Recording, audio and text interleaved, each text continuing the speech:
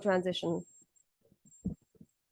We greatly acknowledge the presence of Professor Dr. Ehsan Iqbal, Federal Minister for Planning, Development and Special Initiatives, Mr. Shahid Hussain, Rector Lums, Dr. Ali Chima, Vice Chancellor Lums, Dr. Tariq Jadoon, Provost Lums, Mr. Razak Daud, Pro-Chancellor Lums, and all other worthy speakers. We are going to begin our day with the recitation of Holy Quran. I would request Hafiz Sab. Is he here? All right, Hafiz Awais.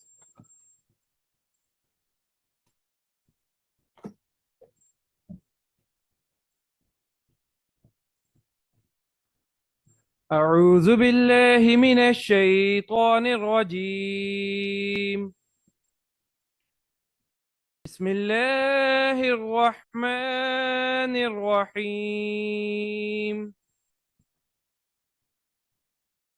ألم نشرح لك صدرك ووضعنا عنك وزرك الذي أنقض ظهرك ورفعنا لك ذكرك فإن مع العسر يسرا إن مع العسر يسرا إذا فرغت فانصب وإلى ربك فارغب صدق الله العظيم.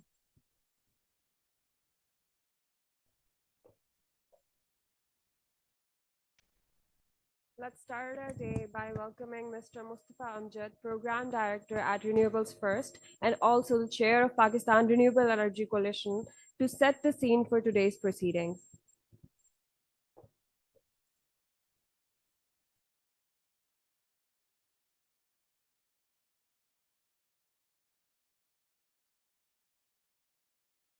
Thank you, Amara. Hello, good morning. Assalamu alaikum, everyone. Honorable dignitaries, respected guests, ladies and gentlemen. Thank you so much for joining us again today for the Energy Summit 2024. We had some wonderful conversations yesterday. We explored a lot of different avenues. So what I will do in the interest of time is briefly go over some of the discussions that we had, kind of lay the scene of the discussions we plan to have today, and then begin the proceedings. So yesterday we started the day with some conversations about what's happening in different parts of Asia with regards to energy transition. So we had perspectives from some amazing speakers, some of whom had joined us in person, from China, from India, from Southeast Asia, and South Asia in general, and Pakistan by Dr. Khalid Walid. So all of these perspectives, what they did essentially was lay the ground for further conversations that were then taken forward in conversations of financing energy transition. So we explored the different avenues of how financing for the energy transition could be achieved, and then a conversation on the importance of energy efficiency and conservation for the energy transition. This was followed up by conversations in breakout sessions around the role of financing through MDBs, financing for renewable energy and energy efficiency. We continued our conversation in the second half by bringing the important pillar of political players and policymakers into the conversation. We had some dignitaries from the Senate and the Parliament who gave their opinions on how policymakers have a designated role in driving the conversations of the energy sector and the energy transition in general. We also had with us Federal Minister for Power yesterday, Mr. Awais Ahmed Khan Lagari joined us and highlighted the role of the ministry and some of the actions that they've been taken to drive this conversation. For today, so we start with the keynote address and special remarks by Professor Dr. Ehsan Iqbal, Federal Minister for Planning, Development and Special Initiatives, Government of Pakistan. We also have keynote addresses on the important role of provincial energy transition plans and opportunities and challenges that go with that. We have Mr. Shah Jahan Mirza, Managing Director, PPIB, and Mr. Sher Ali Arbab, who has also joined us in person, who serves as the convener of the Parliamentary Forum on Energy and Economy. Following this, we have planned a plenary session where we'll be discussing the important role of China in accelerating energy transition finance. We have some excellent speakers, some very experienced perspectives, both locally and internationally, people that have been working on the nexus of China and Pakistan, CPEC in particular, and we will drive the conversation on how greening the CPEC could be of benefit for both the counterparties. This will be followed up with a presentation on integrated system planning and the importance of planning in particular in addressing the challenges of the energy sector for Pakistan. Following this, we have a couple of parallel sessions similar to yesterday. The first panel will discuss the importance of mobilizing finance for early retirement, while the second panel will discuss the important issue of managing energy debt and what could be potential strategies for Pakistan to address those. Following this, we have group activities where we'll build on the work that we did yesterday. So these group activities will again be divided similar to yesterday into 3 groups. The group 1 will address the role of MDBs. The second will talk about financing renewable energy. And the third will come up with strategies to address energy efficiency. Similar to yesterday, what we expect as an outcome of this group is a charter of demand, particularly from Pakistan and the region in general, towards the COP process that we intend to then feed into the COP process to come up with a charter that would essentially serve as what Asia wants out of the COP when it comes to energy transition finance. We will follow this up with a presentation of the charter and steps forward, which we laid out by Mr. Badr Alam. We also have special remarks by Mr. Nasir Shah, the Energy Minister for Sindh, and Ms. Senator Sherry Rahman, who will be joining us online, and we'll be talking about the importance of all this. We will conclude with a vote of thanks by Lumps Energy Institute. So on that note, I'll hand it back over to our moderators and hosts. Again, I'd like to thank you all for joining us today. Thank you.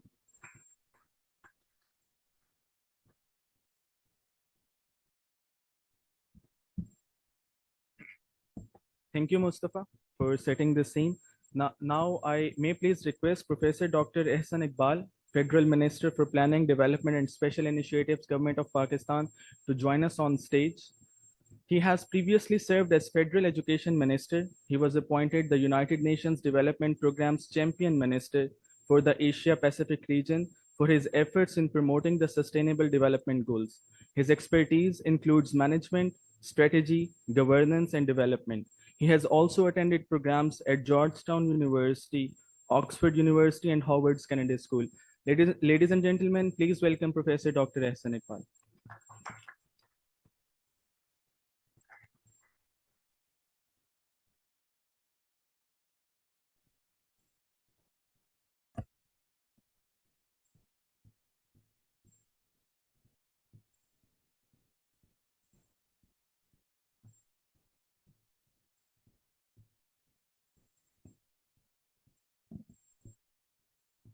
Bismillah ar-Rahman ar-Rahim.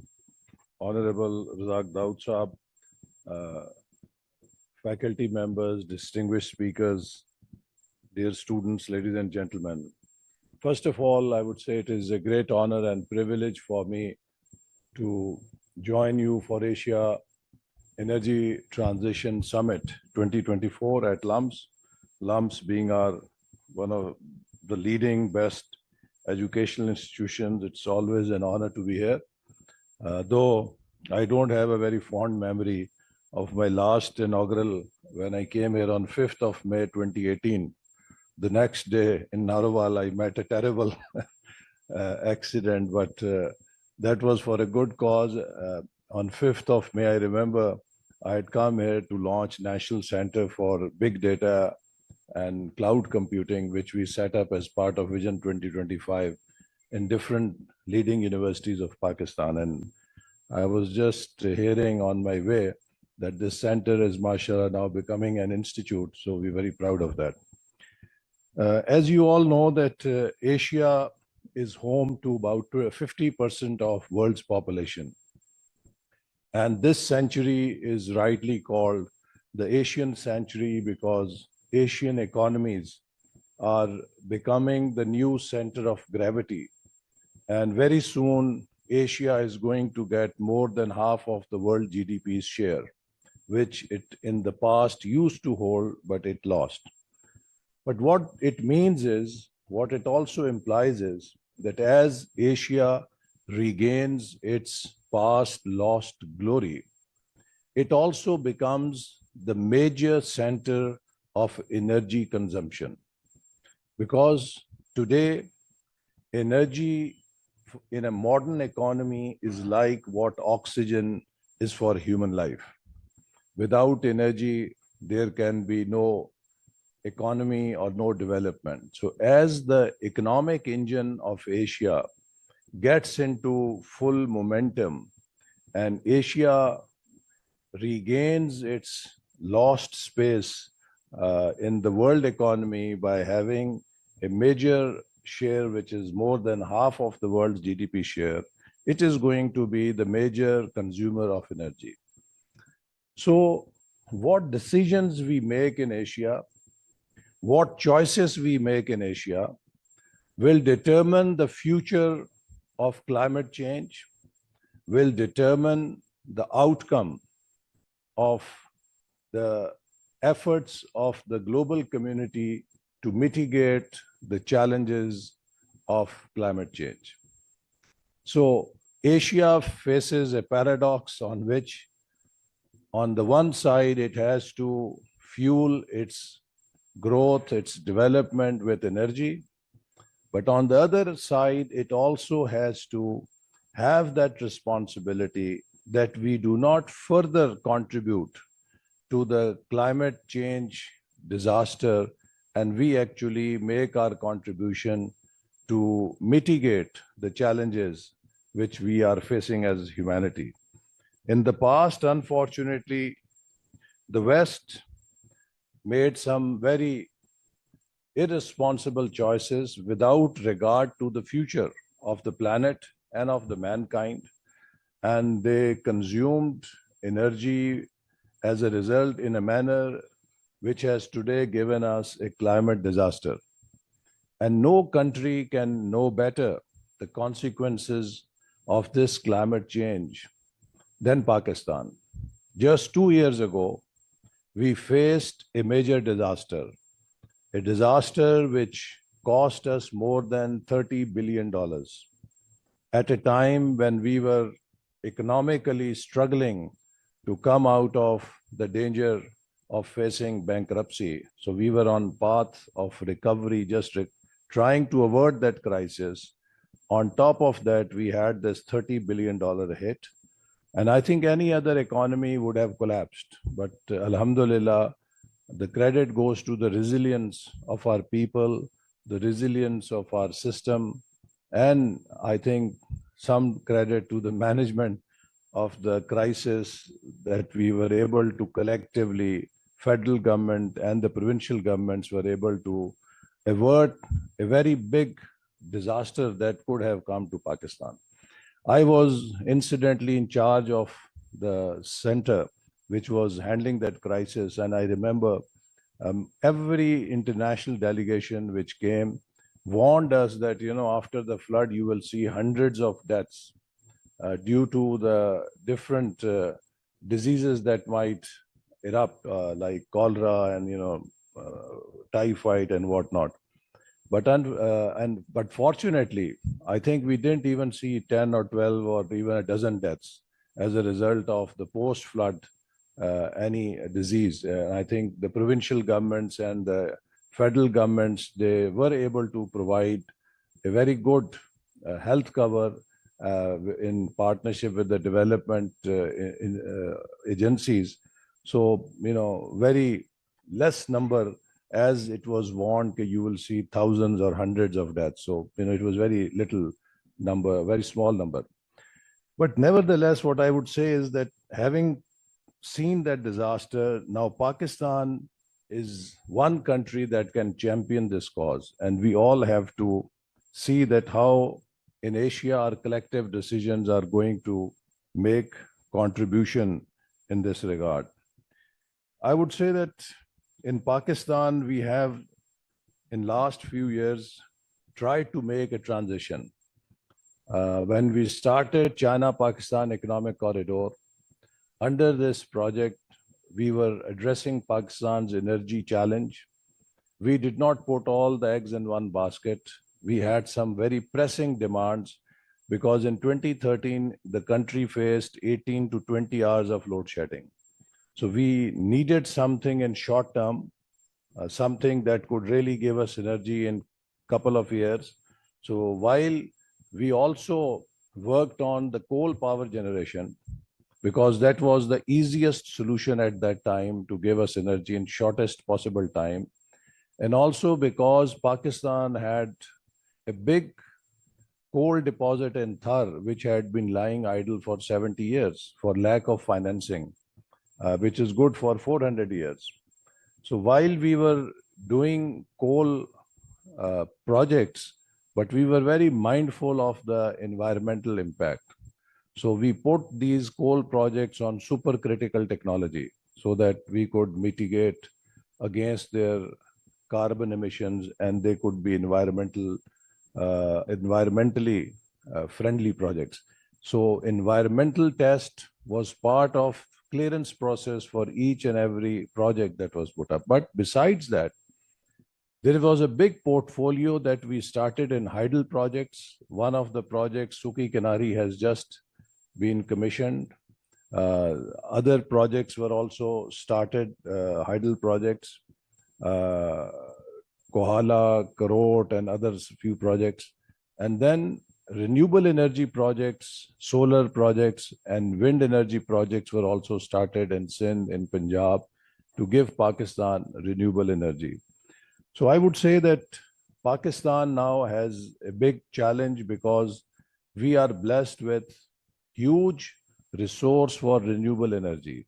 Wind energy alone has an estimate of 30,000 megawatt energy that we can have through wind energy. Solar energy, close to 3 million megawatts, we can generate in the country through solar energy. Our annual energy consumption or demand is 30,000 or 35,000 megawatts at the best at the moment. So there is a huge opportunity. And I would say that with this conference where people from different countries are present and we are looking at Asian picture, I would like to say that there are 5 important pillars that we should construct in an Asian strategy for transition in energy. The first and foremost is that we must find a framework for innovation because Asia is emerging as a leader in technology. So we would need to economize this transition and find technology-based solutions to make this transition more economical and affordable for the whole of Asia. And therefore, the ecosystem of innovation that we have been able to establish and develop in Asia, that should be diverted towards addressing this problem. The second major pillar of this strategy should be mobilizing financial resources for this transition. Where do we get investments? I think there is a need to set Asian funds which should help countries, those countries which are particularly most vulnerable to climate change, to make this transition faster. So what kind of financial mechanisms are there and what funds can we create to fund or finance this transition will be second most important pillar of the strategy. The third is policy reform. How do we harmonize our policies with this transition in energy sector?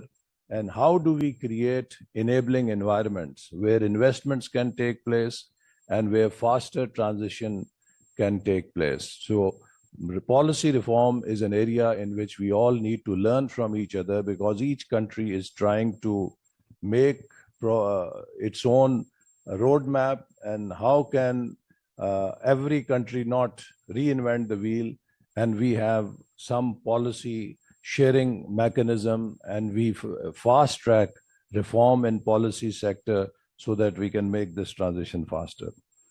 The fourth should be regional collaboration and building integrated energy markets.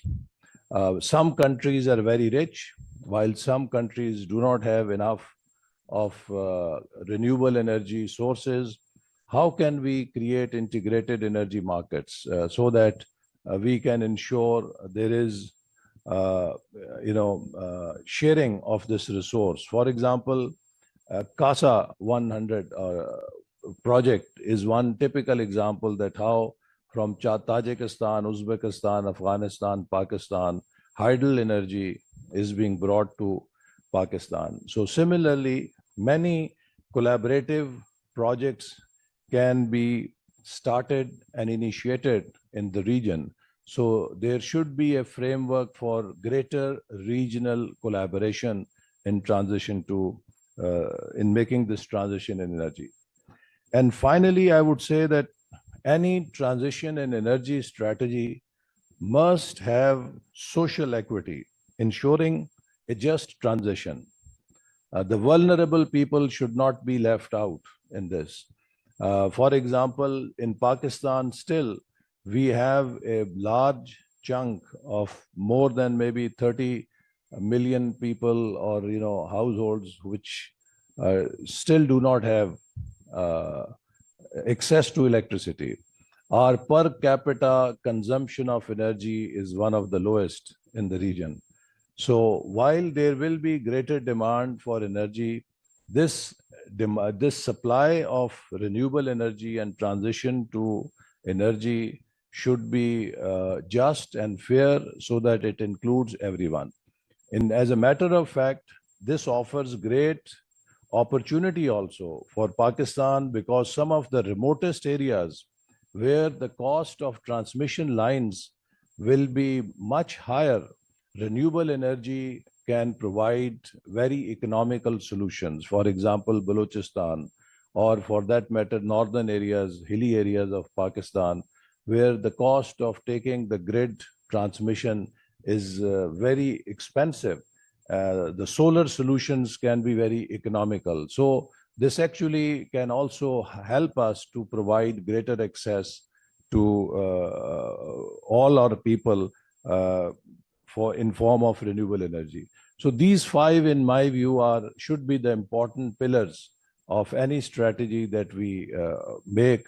And let me in the end say that in Pakistan, we have a 5Es framework for Pakistan to make a transition from where we are to a point where we can have a strong platform for a sustained growth till 2047, when we will be 100 years of age. This 5E framework has one E that specifically focuses on energy. And our target is to make energy affordable, efficient, and green, so that Pakistan can make its contribution towards the energy transition, and also has green energy that will make its environment safe, and also our contribution in global emissions does not increase. Right now, our contribution is less than 1%, but we are the 7th most vulnerable country to climate change. And let me also share with you that it's so strange and such paradoxical truth that the countries who are responsible for creating this menace have no responsibility, no sense of responsibility, that they have a duty to help these countries fight this problem. Pakistan had such a terrible disaster, and all we could get from the developed world was, I think, a few $100 million. Rest of it, 95% of it came to us only as loans. And that also in shape of repurposed loans. So, I mean, look at the double standards today. These developed countries have all the money to throw bombs in Ukraine-Russia war.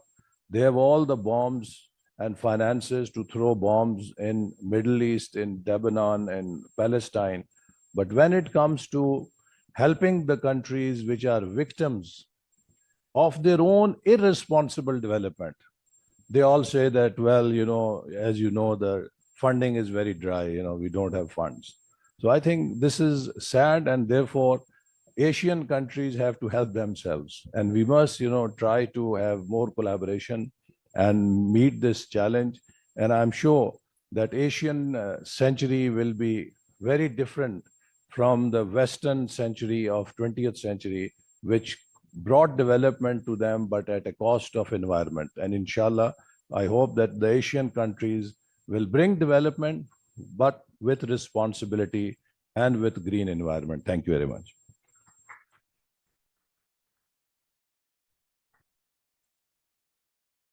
Thank you, Professor Dr. Ehsan Iqbal, for your words. May I please request you to stay on stage for a while so that we can present you our token of appreciation. I would like to request Mr. Shahid Hussain, Rector Lums, Dr. Ali Chima, Dr. Tariq Jadoon, Mr. Badr Alam, and Mustafa, and Dr. Khalid also, so that we have representation from all partner organizations who are organizing this event.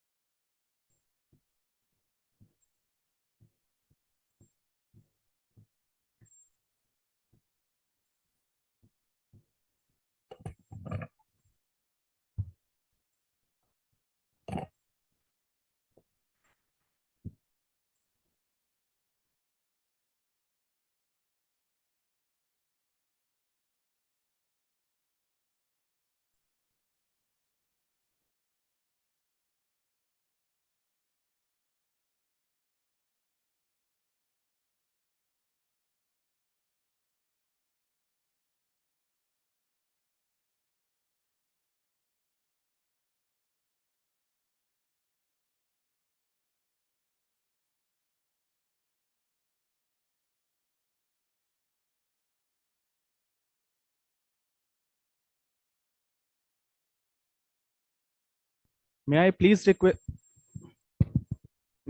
request Dr. Fayaz and Dr. Naveed to join us on stage too, please.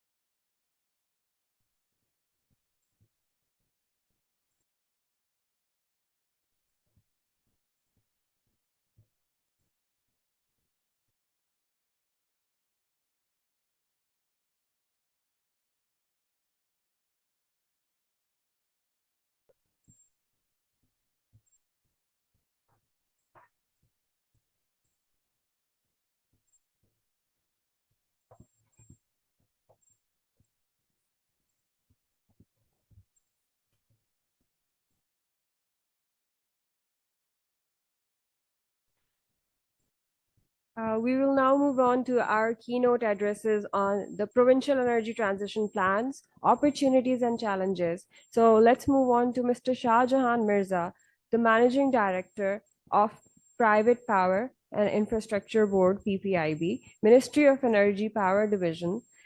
He has extensive experience in both the government and the private sectors. His expertise spans organizational management, project development, project financing, contract management, and risk management.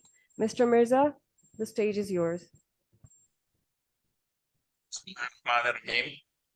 Thank you very much for inviting me.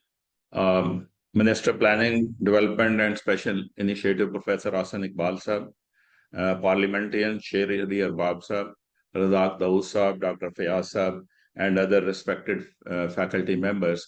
It's really an honor to be here in this Energy Transition Asia Summit LUMS, as usual, since its establishment, have taken lead in the global energy issues, and they are not basically leaving their tradition. So I'm really honored to be here in this discussion. And I think it is a really a challenge to speak after Professor Hasan Iqbal Sahab. He is such an eloquent speaker, and he could give so 360-degree review of the issue. But I'll try to make some submissions. I think climate change is one of the most critical global issues of our times, which we are facing now. And Pakistan, as has been said, is one of the most vulnerable countries hit by these climate change issues, though we have what we say actually, that we have only less than 1% global greenhouse gas emissions. But one fact which is not highlighted, on which I think we need to work a lot, and that is actually the methane emission, which is, I think, more dangerous than the CO2. The methane in terms of methane emissions, Pakistan is probably number 7 in the world. So I think there are only 6 countries which are worse than us, and 7th is the Pakistan. Maybe I think this ranking might have basically worsened in the last few years. This is probably number of 2020 or 21. So I think that is the neglected area on which we need to work together. Of course, energy lies at the core of this climate crisis issue, and it must be central to the solution of the issue. So, what Pakistan is doing, I'll try a brief. I'll try to give a brief on what we are trying to do, and then I'll come to the subject, which is actually provincial role and provincial coordination in the energy transition.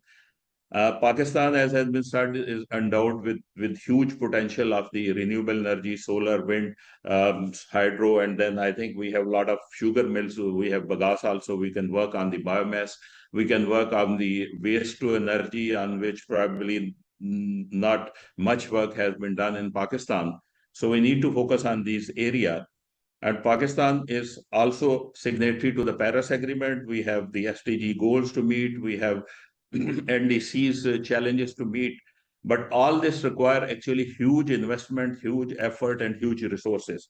I think one thing which I say that I think we lack, that we set up our targets, we set up our goals, but generally they are not backed by the proper planning and proper implementation strategy. I think the same is to some extent happening when we talk about this 2019 renewable energy policy, which sets a target of 60% renewable energy by 2030 at 31 actually, 3031. This was 2019 target. So at that time, this target was set, I believe, without any proper backup and action plan. And the result is that we are sitting in 2024 and our renewable energy share is only 6.5%. Though we are making a lot of efforts to improve it, but I will cover that later on. But so far, we have not done very well in terms of meeting that target. Similarly, I think going forward, what I say that unfortunately, we are quite delayed in development of the renewable energy projects in Pakistan and working on renewable energy in Pakistan. But the fortunate part is that when we are seriously looking at development of renewable energy projects, this is the cheapest source of energy and abundantly available all in Pakistan. So I think this is the opportunity on which we need to catch, and we should actually work more rigorously to get more renewable energy into the grid. Currently, we only have 2,800 megawatt into the grid, which is, as I said, 6%, 6.5% of the total generation. What we are trying to do, I think that is the next step. Currently, we are focusing, in 2015, NEPRA gave the regulations for the net metering. And in 2018, our organization, Alternative Energy Development Board, which is now merged in PPIB, they gave the first certification regulation. And because consumers were facing problem that the NEPRA regulations were there, but there was no systematic procedure and there was no qualified installers available in the market. So everybody was installing this system, even the retailer and sellers were installing system. And if the system does not work after a few months, nobody was there to take care of the system and correct it. So in 2018, AEDB took the initiative on behalf of Government of Pakistan, and we set up the certification regulation, which actually limited the installation of the net metering system, which is to be connected to the national grid, net metering system based on those regulations. These regulations give the standards and international standards for the solar panels, for the inverters, what should be the right type of the solar panel and the inverter, what kind of installation should be there, what kind of cabling should be used, and what should be the warranties for this system, and what kind of after-sale services are required. So Alhamdulillah, we revised these certification regulations in 2021, and I believe these are quite successful certification regulation. Currently, around 2,900 megawatt have been installed under this initiative. So these small systems of 10 kilowatt, 5 kilowatt have added actually 2,900 megawatt into the system, and around 194,000 consumers are connected now to the grids using this system. And we do not receive much complaints about the system installation and after sale services. They are just like maybe 1 or 2 complaints in a month, and we address that very effectively. We have more than 550 installers certified throughout the country, and the number is increasing quite rapidly.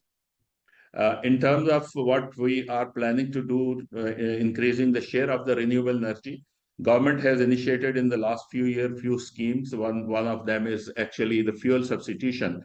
Apart from the new projects into the grid, there is a scheme of fuel substitution that we will be using the solar energy in the daytime, using the same transmission lines, and we will run the fuel-based plants in the evening. So this is a great initiative which government started about 2 years back. But we are still waiting actually for the final outcome of the IGSEP, which is the Generation Expansion Plan for the next 10 years, that what maximum quantity we can put in and what maximum quantity we can replace into this. Initially, we identified 3 sites in Punjab area, which were supposed to replace some of the LNG generation and some of the coal generations during the daytime. And the beauty of this scheme is that it does not require any extensive network of transmission lines. So it will actually help in using the same transmission lines which are available for the LNG and coal-based power project. So, but this initiative is moving a bit slow. We did bidding for a 600 megawatt solar PV project at Port Addu 2 times, but we did not receive any bid. Now we are trying to do some of these projects on the G2G basis. In terms of IGSEP, which actually sets the target of taking the renewable energy share to 53-54% by 2034. Currently, it is 31 when we add the hydro, wind, solar, and bagasse projects. So we want to take it into the IGSEP to 54%. And with this plan, it is expected that the current CO2 emission of 340 grams per kilowatt hour is expected to be reduced to 209 gram per kilowatt hour. So this is, I say, if we could achieve this, this will be a big improvement on the CO2 emission, which is the target. A UNESCAPE study on the SDG 7 roadmap, which was done by UNESCAPE, STPI, and I was also part of that. That actually indicates that Pakistan needs decarbonizing the power sector by 2030 to achieve the net zero, will necessitate retiring approximately 19,000 megawatt of the fossil fuel capacity and adding 15.7 gigawatt of the hydro, solar, and wind power capacity. And this transition will require additional investment around $14 billion US. So I think these are the numbers we are looking at. And in terms of Pakistan credit rating and economic situation, getting these type of financing is a huge challenge for the Pakistan. And on top of that, what I always say is that the Green Climate Fund and the other concessional financing for the renewable energy, so far we have not been able to tap on it. What we have seen in the last 10, 12, 15 years, that whatever financing costs we're paying for our fossil fuel projects, like coal, LNG, and other fossil fuel projects, we're paying the same cost. it's LIBOR plus 4.5, 4.75% for the RE projects, and the same for the fossil fuel project. So I think here we also need to work, and the world community should also look into that, how basically they can provide some concessional and cheaper financing to actually do that. Similarly, there is a scheme of 11 kV feeders, 3 to 4 megawatt smaller power plant, which will actually part of the distributed generation as well, and which will help actually in terms of increasing the quality of the service and voltage level on the smaller feeders of 11 kV. Government building solarization is another plan that the federal government wanted actually to do maximum of building on the solar base. But all these things, and I think the flip side of the coin is, which we are already facing. Dr. Fayaz Sir is here. He is very well aware. He is leading this exercise of IGCEP finalization for 2024-2034. So this solar panel and solar generation is becoming a big competitor of the grid. So the result is that our demand on the national grid and the distribution companies grid has reduced by 7 to 8% in the last 2 years. So we set up these power plants with the very ambitious and very optimistic planning of increasing the GDP growth by 5%. But what we are experiencing now, the GDP growth has remained very low in the last few years. And at the same time, the solar induction into the grid is reducing the demand further. So this is a big challenge of for the grid. Government is working on that. The CTPECM, competitive trading bilateral market, and other solutions are being proposed actually to tackle this issue. And maybe you might have heard, maybe Minister Sahab, I could not hear, and our Minister Power have mentioned yesterday about what the task force is planning actually to do to reduce some of the oil-based generation, and actually look into how we can actually maybe close down some of the old oil-based power plants. So that's some of the steps. Now coming back to the coming back to the energy transition and role of the provinces. In my opinion, provinces have a very critical role in terms of energy transition in Pakistan. They are already working on this thing. Then they are partnered with the federal government and with the PPIB in working on many of the projects. Like KP is doing their own public sector projects. IJK is also doing their own hydropower projects. So these two areas, these two regions are actually working quite heavily on the development of hydropower projects in the private sector, in the public sector. At the same time, PPIB is doing the hydropower projects in the private sector, and the two recent projects, one was commissioned 2 years back, that is 720 megawatt Karot hydropower projects, and the other one which is commissioned during this month, that is the 884 megawatt Suki Kanari hydropower projects. Thanks to the Chinese government and the CPEC, both are two CPEC projects. So this is 884 is one of the largest private sector hydropower projects which has been commissioned this month. So in terms of other efforts, as I said, that we have around 2,800 megawatt of renewable energy generation into the grid. In this case, many of the LOIs were issued and the projects were awarded by the provinces. So federal government and the provinces, federal government through PPIB, we are already working together with the provinces actually to do these renewable energy projects together. And other roles, I think very important role which provinces has, that is the environmental is a devolved subject. So environmental protection agencies of the provinces, we always work with them. We need their support in terms of approval and monitoring of the environmental aspect of these projects. Land acquisition, building plans, right of way, and the other many approvals are required from the provinces. So we work with them and we urge them actually to provide more support in these areas.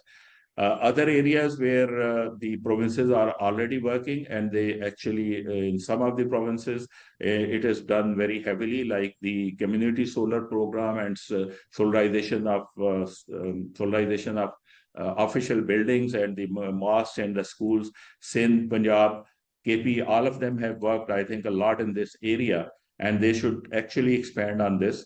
Then there is a distributed solar generation system. the microgrid and mini grid, that could be worked out. Some of the provinces are already providing small home-based, small solar system for the households. Energy efficiency improvements in the building and industries. I think yesterday the discussion was held on that. I think in this area, provinces have more role than the federal government, because most of the buildings and most of the structures and industries, they are regulated and in some cases owned by the provincial governments. EV charging station and the electric vehicles induction into the Pakistan is a big initiative, which will not only help the environment, but it will actually improve the demand for the electricity, which we badly need actually to lower the tariff for the consumers. So this EV charging station in this area, provincial help is very much needed in terms of land acquisition and in terms of other approvals. Investing in green hydrogen production from renewable sources for storage, transportation, and other industrial feedstock. Sindh government, I believe, has signed an MOU with a private party for a 400 megawatt power project based on renewable energy and utilizing this renewable energy for green hydrogen. Utilizing renewable energy for the farming operation, agriculture tube well, solar waste irrigation system is very important. Another area is the biogas, I think, where provinces have very strong role to produce.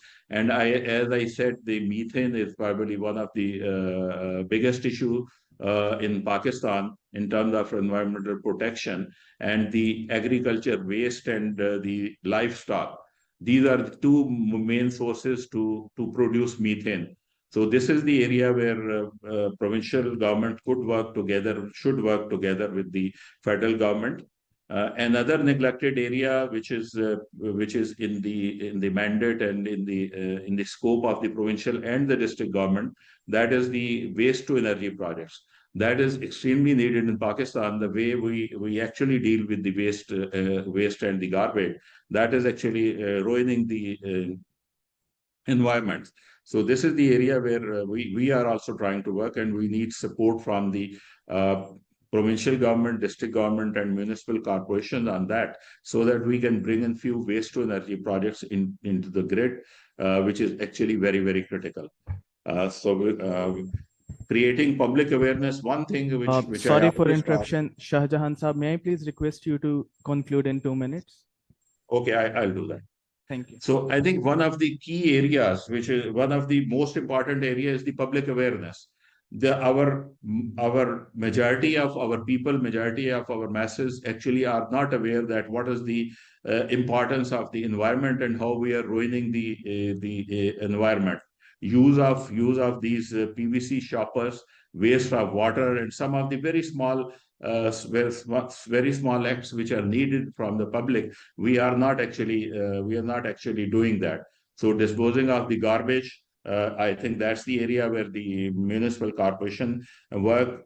So I think this is the area where we need to work together, and the integrated energy planning and the capacity building and the financing is needed. I have not touched intentionally the financing because that is in itself is a very, very full-fledged subject. And other thing not to criticize the provinces, but I think provinces need to be more cooperative, and they should coordinate more with the federal government, because when they work alone, what we are experiencing, you might have heard that about more than 100 LOI issues by the provinces for the wind and solar projects. They are pending for the last maybe 10 years or more. And we have not been able to process them further in PPIB in the federal government, because we are facing the serious issue of evacuation of these power plants. The transmission lines are not available for evacuation. The demand situation do not support these projects. And similarly, we have about 47 LOI issues by the provinces for the hydropower projects. So they are actually also waiting for to including in the IGCEP and for the transmission evacuation system. Here we need a very strong coordination between the provinces and the federal government, because in this case, the power purchaser is the federal government entity CPPA, and the government of Pakistan has to give the guarantee for these purchases and backing up the power purchaser. And the NTDC or the distribution companies have to develop these transmission lines for evacuation of these projects. So this is the area where actually not only this creates some problems with the government, but actually it actually creates a lot of problem with the investors. So they put some investment on land acquisition, on feasibility study, on getting approvals, on doing their preparatory work and development work. And in the end, they just get stuck up that we are not moving forward because NEPRA is not giving tariff because there is no space in the IGCEP. PPIB is not giving LOS because we don't have clearance from the power purchaser and the power evacuators. So I think in this area, we need to work more closely with the provinces. Though, as I said earlier, I'm not undermining the efforts of the provinces by saying this, because provinces has done a lot of work on the renewable energy, and many of the projects which PPIB has done in the KP, in the Punjab, in the AJK, and in the even in the Sindh, their LOIs were issued by the provinces. Balochistan is somewhat area where we need to work more. It has maximum and best potential for wind and solar energy, but the transmission and evacuation facilities actually that require a lot of investment. So we are working with the World Bank, and we have carried out recently a study that how actually we can tap on the potential of the renewable energy in Balochistan, because huge investment in the transmission lines are required. So I think this is the general what I have to say. So I stop here. Maybe we can cover later on if we have some question answer session. Thank you very much for your patient hearing.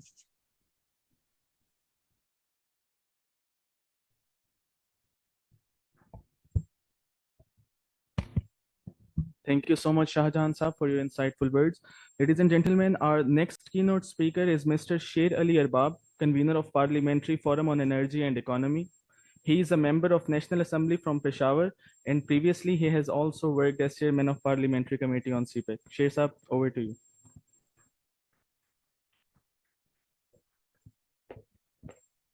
Also, Mr. Arbab has been on the road for 12 plus hours just to make sure he's here. So another round of applause for him, please.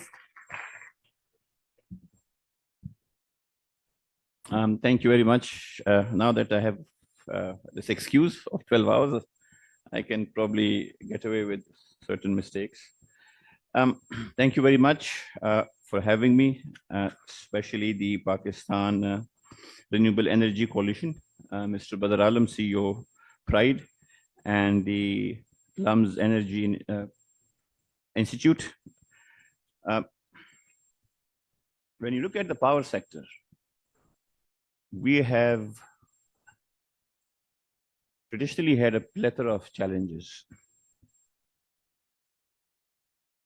And as time passes, these challenges compound. Successive governments have had different policy instruments. After the 18th Amendment, when energy sector was devolved, it was realized that devolution does not only mean amendment to the constitution, but also to devolve resources, capacities, and infrastructure. I think that is something that we are still working on. If you look at Tharkol as an example, it also sort of brought to light the challenges of working with the private sector, the federal government, and the provincial governments working together, and the challenges of different bureaucratic hurdles that we've seen. Balochistan, Sindh, Khyber Pakhtunkhwa together produces 80% of your all electricity. They only consume less than 40%. When it comes to KP, we have a energy and power department, we have PEDO. And over the years, we have realized that there has to be some kind of liberalization, because after energy sector reforms, which are still largely unfinished, when from WAVDA we moved to different companies, DISCOs, NTDCs, PPIB,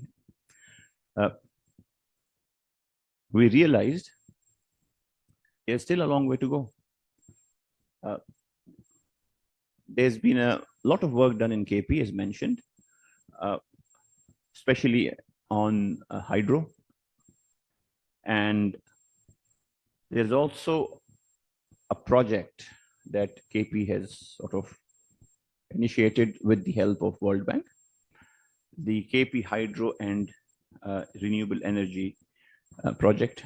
It's about $770 million project funded by the World Bank, because we realized that capacity issues and dealing with NEPRA, because when NEPRA was created after reform, it has also served at times bottleneck for provinces to autonomously work. We have been trying to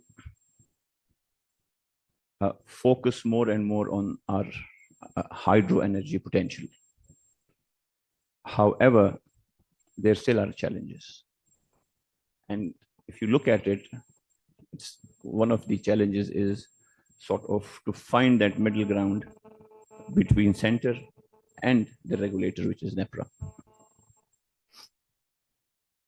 So while we have still a lot of challenges, I think there's a lot of potential also. And that has to be addressed through greater political will.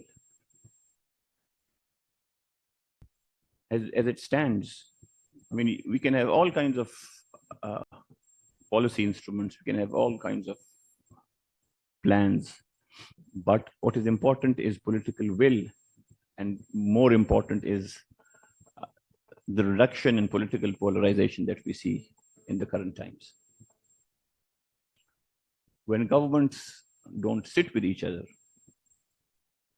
when there are serious issues, legitimacy at different levels, I mean, all of these plans, policies, discussions, debates, they do not have the desired results.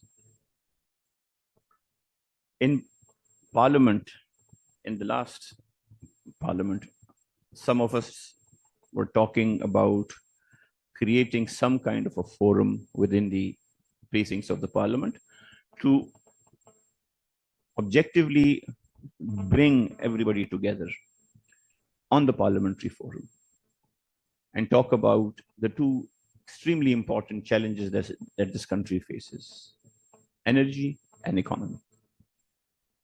We have not been able to nail it despite various efforts, despite a lot of funding from different development partners. If you look at the Chinese example, if you look at all those countries who have truly progressed, I think they have relied more on their own resources and devices rather than looking for development partners all the time. Because it seems we are increasingly becoming a country relying on development partners, foreign aid and foreign loan. And look at the situation that we have. There are serious problems that we still have. For example, IPP. But IPPs, if you look at it objectively, 50 to 55% of these IPPs are government or locally owned. There are only few which are perhaps Chinese or foreign companies. So solutions are there. Solutions are always there. It's just that we need to have that will and to really put our backs into it. If we look at discos, I mean, they were created sort of to devolve and sort of address the issues that WAPDA had. But if you look at it now, they're also becoming entities which are more of a burden rather than companies that could really deliver.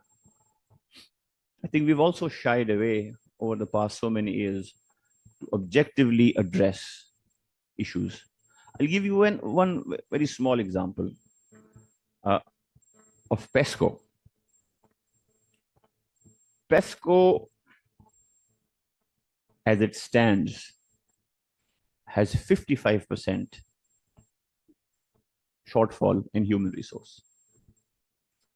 And this was an assessment based in 2002 when consumers were 1.9 million. Right now, there are 3.8 million plus consumers. No matter how brilliant policy reform you introduce, without human resource, you simply cannot cut it. If you look at IGSAP, the Indicative Generation and Capacity Expansion Plan, it is supposed to be developed for 10 years. But look at the revisions we've had in the last 5 years at different junctions. We make plans and then they remain plans. We're not able to implement. We've had discussions and discussions and discussions. Why do we have high tariffs? Because tariff is also a big challenge.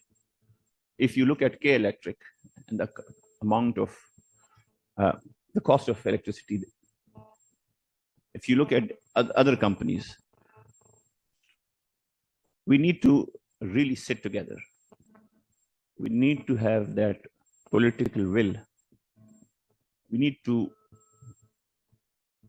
have more legitimate discussions. Otherwise, this is a ticking bomb, like so many other bombs, like the population bomb, like what we see right now, the kind of extremism that we face. You just have to take one wrong step and you're accused of God knows so many things, and the next thing you know, you end up not only dead, but burnt after being killed. So I think we have the capacity. I think we have the expertise. I think we don't really have to look all the time to our development partners. We just need to have some will. We just need to find that within ourselves. And I think for this, the politician really has to sort of put their acts together. I think personally, being a public representative, a legitimate one, I think we need to do more. We can't blame government servants all the time. Because if you look at the preamble of the Constitution, at the end, it says, we, the people of Pakistan, having chosen you to represent us in the National Assembly. That is a lot of responsibility, which we have not been able to fulfill. So coming back to the Parliamentary Forum on Energy and Economy, we were able to finally, under the able leadership of Dr. Nafisa Shah, we were able to come up with the forum, and we've had one seminar, and we are going to host a few more. And I think it is time for the Parliament to reclaim its space. the Constitution, the rules of procedure, it gives immense power to the Constitution. If we, the politicians, the public representatives, do not find within ourselves to sort of make use of it, then that's our fault. So we are, inshallah, you're going to hear from us. We are going to engage more and more stakeholders, like the Energy Institute, like Pride, like the Pakistan Renewable Energy Coalition, and many other similar forums, to have further objective and non-partisan discussion on the floor of the parliament, to actually realize what we plan, what we sort of policies that we come up with. Because we've had so many plans, policies with very flashy, tacky names and jargons, but we simply are not able to fully realize our potential, and that's our fault. No development partner, no bilateral donor, no friendly country, brotherly country can help us if we not take example of CPAC. CPAC has immense potential. But if you look at the way the government is, it's extremely difficult to match the pace of our Chinese counterparts. I mean, I can bet money every Chinese ambassador who goes, he probably goes into rehab for at least 10 days after going from Pakistan, because of the frustration that they face dealing with different government departments. So, I mean, KP has plans. It's working with World Bank. It has potential. Sindh has potential. Punjab has potential. It uses more energy than the rest of us, but still, Balochistan has potential. Although some say that we are catching up with them, or it is the other way around, if you get the drift. But we all need to, again, we need to sort of really put our backs into it. And the best place to do that, one of the best places, is the parliamentary forums. I have not brought my glasses, by the way. Okay. So, well, that's so. As I said, we have to really sit together and sort these things out. And such forums and such summits, symposiums, conferences, they go a long way. But we need to have more. Like IPP challenges, discourse challenges, and there's a privatization of discourse. Razak Daud Sahib is sitting here. Probably it is the easiest thing for a government to just say, okay, let's privatize. Let's privatize. But just a question. Privatization is about sort of taking a government entity and sort of asking the private sector to come bid for it, and sort of, I think the Prime Minister just told, had given an international bid call for renewable energy. It was such a resounding success that no international organization actually came and gave a bid for it. So we have to really analyze above political lines, above what political party we belong to, and see, I mean, sort of objectively analyze why we are not getting the response, even when we are literally opening up, why we are not getting the response that we should get. These are questions that we have to answer. There are a lot of, if you look at the IPPs, we've had this discussion. We wanted to have a debate on IPPs, but not many, even in the parliament, are willing to sort of objectively talk about it. Why? Because there are a lot of this. You must be on 1.5 or something. It's so the basic thing is the basic point of this keynote. We have the plans, we have the capacity, we have the human resource, we have lumps. What we need is political will. What we need is for the politicians really to take charge and not sort of surrender it to those who have no goddamn business in politics. Thank you very much.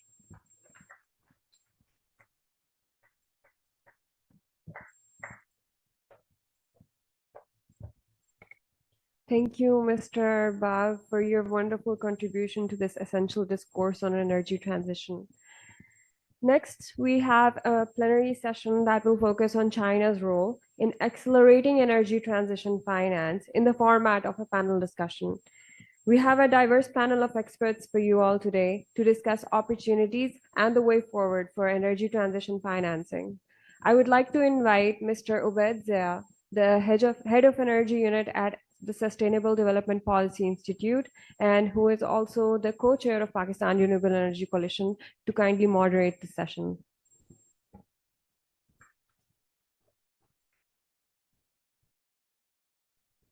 Yes, thank you. Thank you so much, everyone. Definitely Renewable Energy Coalition and all the partner organizations for hosting this first Asia Energy Summit. And especially, so I'll be moderating the session on China's role in accelerating energy transition finance opportunities and the way forward. So let me invite the panelists on stage.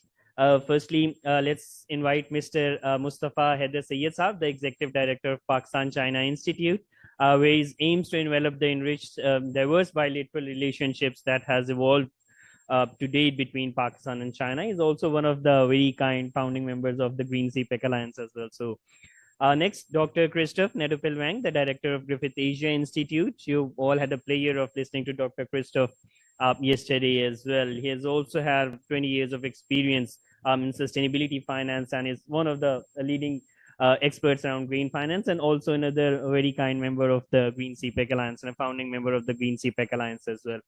Next, we have Dr. Yishan Sun, who's currently working as an associate professor in International Department at the University of Bath as a UCRI Research Leaders Fellow. And he's also currently heading a 1.8 million euros research project studying sustainability governance of China's global infrastructure investments. Next, we have Dr. Shakil Jah, the associate professor of Operations and Supply Chain Management and Associate Dean at Suleiman Dawood School of Business. He has been the Director of Executive MBA and Founding Director of MS in Supply Chain and Retail Management, and a faculty member of SB since January 24. Next, we have two panelists who have joined us online. Ms. Yuang Liu, she's currently the China Finance Director at the World Resource Institute. And thank you, Ms. Yuang, for joining us online, and also Dr. Yang King, non-resident research fellow of Global China Initiative at Boston University. So I think I'll just be joining you shortly over there as well. But I mean, I think the Belt and the Road Initiative, that's actually going to remain a very key discussion point of her. I think the China as a whole owes a great view to the whole development that has actually happened across the Asian region, especially through the Xi Jinping's initiative of the Belt and Road Initiative that is planning to make investments up to 1 to 8 trillion across these different countries. But I think as we moved along, China has definitely contributed to a lot, and now we're actually looking at this discussion is generally looking at from the perspectives of how we can actually green the investments that are actually happening under the BRI. So we do have a national expert like Mustafa Saab, who will be deep diving or highlighting the role that's actually playing in the CPEC, and a lot of other experts who will sort of highlighting different. So the two key points that are actually going to remain a key discussion point in this would be the instruments and financing mechanisms that are crucial for this transition. And secondly, also what exactly is the way forward for the Asia region to sort of go about this transition as well. So I think we'll be doing this in two rounds of the intro in 2 rounds. I think in the second one we'll be focusing more on the policy recommendations. But firstly, I mean, let's sort of start with a bit of a global perspective, and then we'll be coming to Pakistan's end. So let me just firstly invite Dr. Christoph. I'll be just joining you there very shortly, Dr. Christoph. So let's sort of start by discussing that China has actually made significant strides in financing clean energy projects, both domestically as well as abroad. So can you actually elaborate some of the key financing mechanisms that China is deploying to accelerate the energy transition in Asia? And how do these align with the global standards as well? So yes, over to you, Dr. Christoph. Thank you. Thank you so much. And thanks so much for the kind introduction. And it's a pleasure to be here also with these esteemed colleagues and panelists. Great to see the audience again.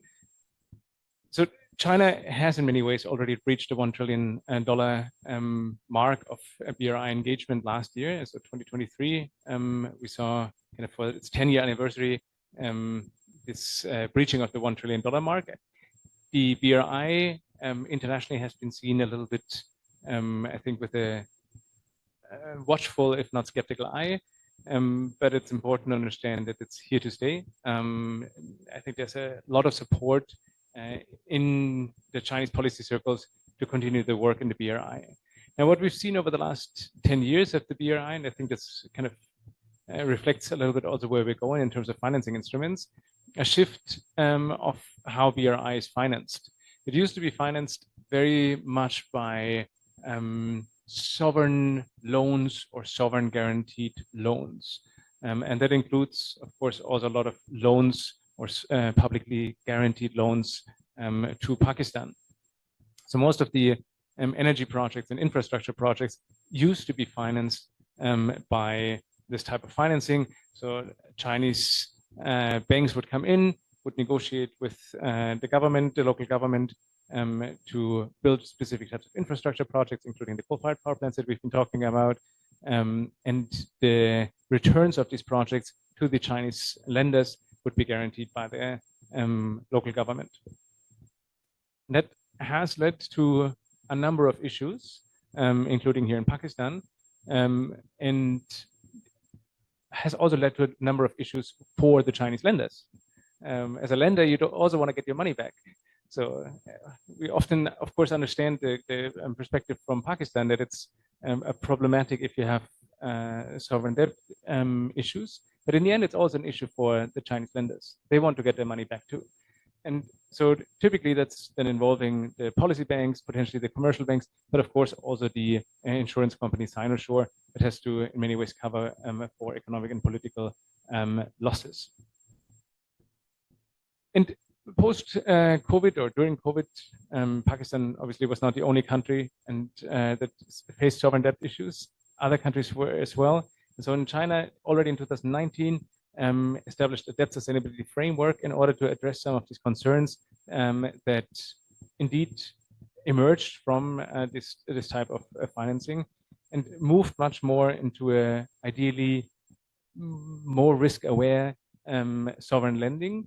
And that has led to an interesting shift over the last 2-3 years, that the majority of BRI investments have become equity investments. So rather than loans, there are now equity investments where China takes actually a lot more risks, and I think also has better understood how to manage the risk in some of these more tricky political economies.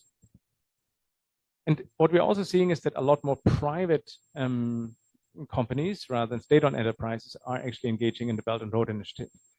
So really a shift from kind of this very government to government, sovereign debt lending, state-owned enterprises, to private sector lending or private sector engagement and private sector investment. And then in terms of the energy transition, I think we also have to understand different levels of it. In terms of the exploration, it's very different to the generation, to the transmission, and then of course also to the manufacturing of equipment. Manufacturing of equipment, a lot of private investments, and that includes EVs, but also solar panels and so on. So a lot of greenfield investments that we've been seeing over the last years and probably will continue to see to an extent, depending on the overall political economy, because a lot of so Vietnam, for example, has seen a number of investments in solar panels solar panel manufacturing. Some of the factories are now underutilized because the US imposed import restrictions from Vietnam to the US if the plant is owned by Chinese. So these are kind of overall challenges in terms of the investment. In terms of generation, a lot more IPP interest as well. So also private sector investment in the exploration as well. A lot of SOE supported investment. So that's gas and oil exploration. I can talk more. Yeah, thank you so much, Dr. Christoph. No, that's really nice, and thank you for initially highlighting the instruments and also what some of the challenges have been which Pakistan has been facing. So now, I think coming from Dr. Christoph to perhaps a bit of a local context towards China. So let me come to Mustafa Haider Sayyid Saab from Pakistan China Institute. Mustafa Saab, again from a national perspective, how sort of Pakistan leveraged the investments coming under the BRI in CPEC and the whole debate we're happening around the energy transition. So what additional financing instruments or perhaps partnerships are required to bridge the current investment gap for Pakistan's clean energy target? Yeah, so over to you.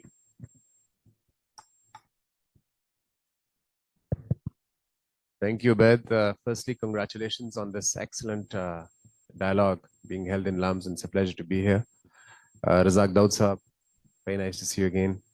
Sherali Rab Saab, it's been a while since we saw you, and other friends. I think that when we talk about this transition and this expectation of influx of renewable investments from China, I think we need to look at a helicopter view, and some of that my friend Christoph just alluded to. Firstly, when the BRI began in 2013, at that time, the world economy and China's economy was very different.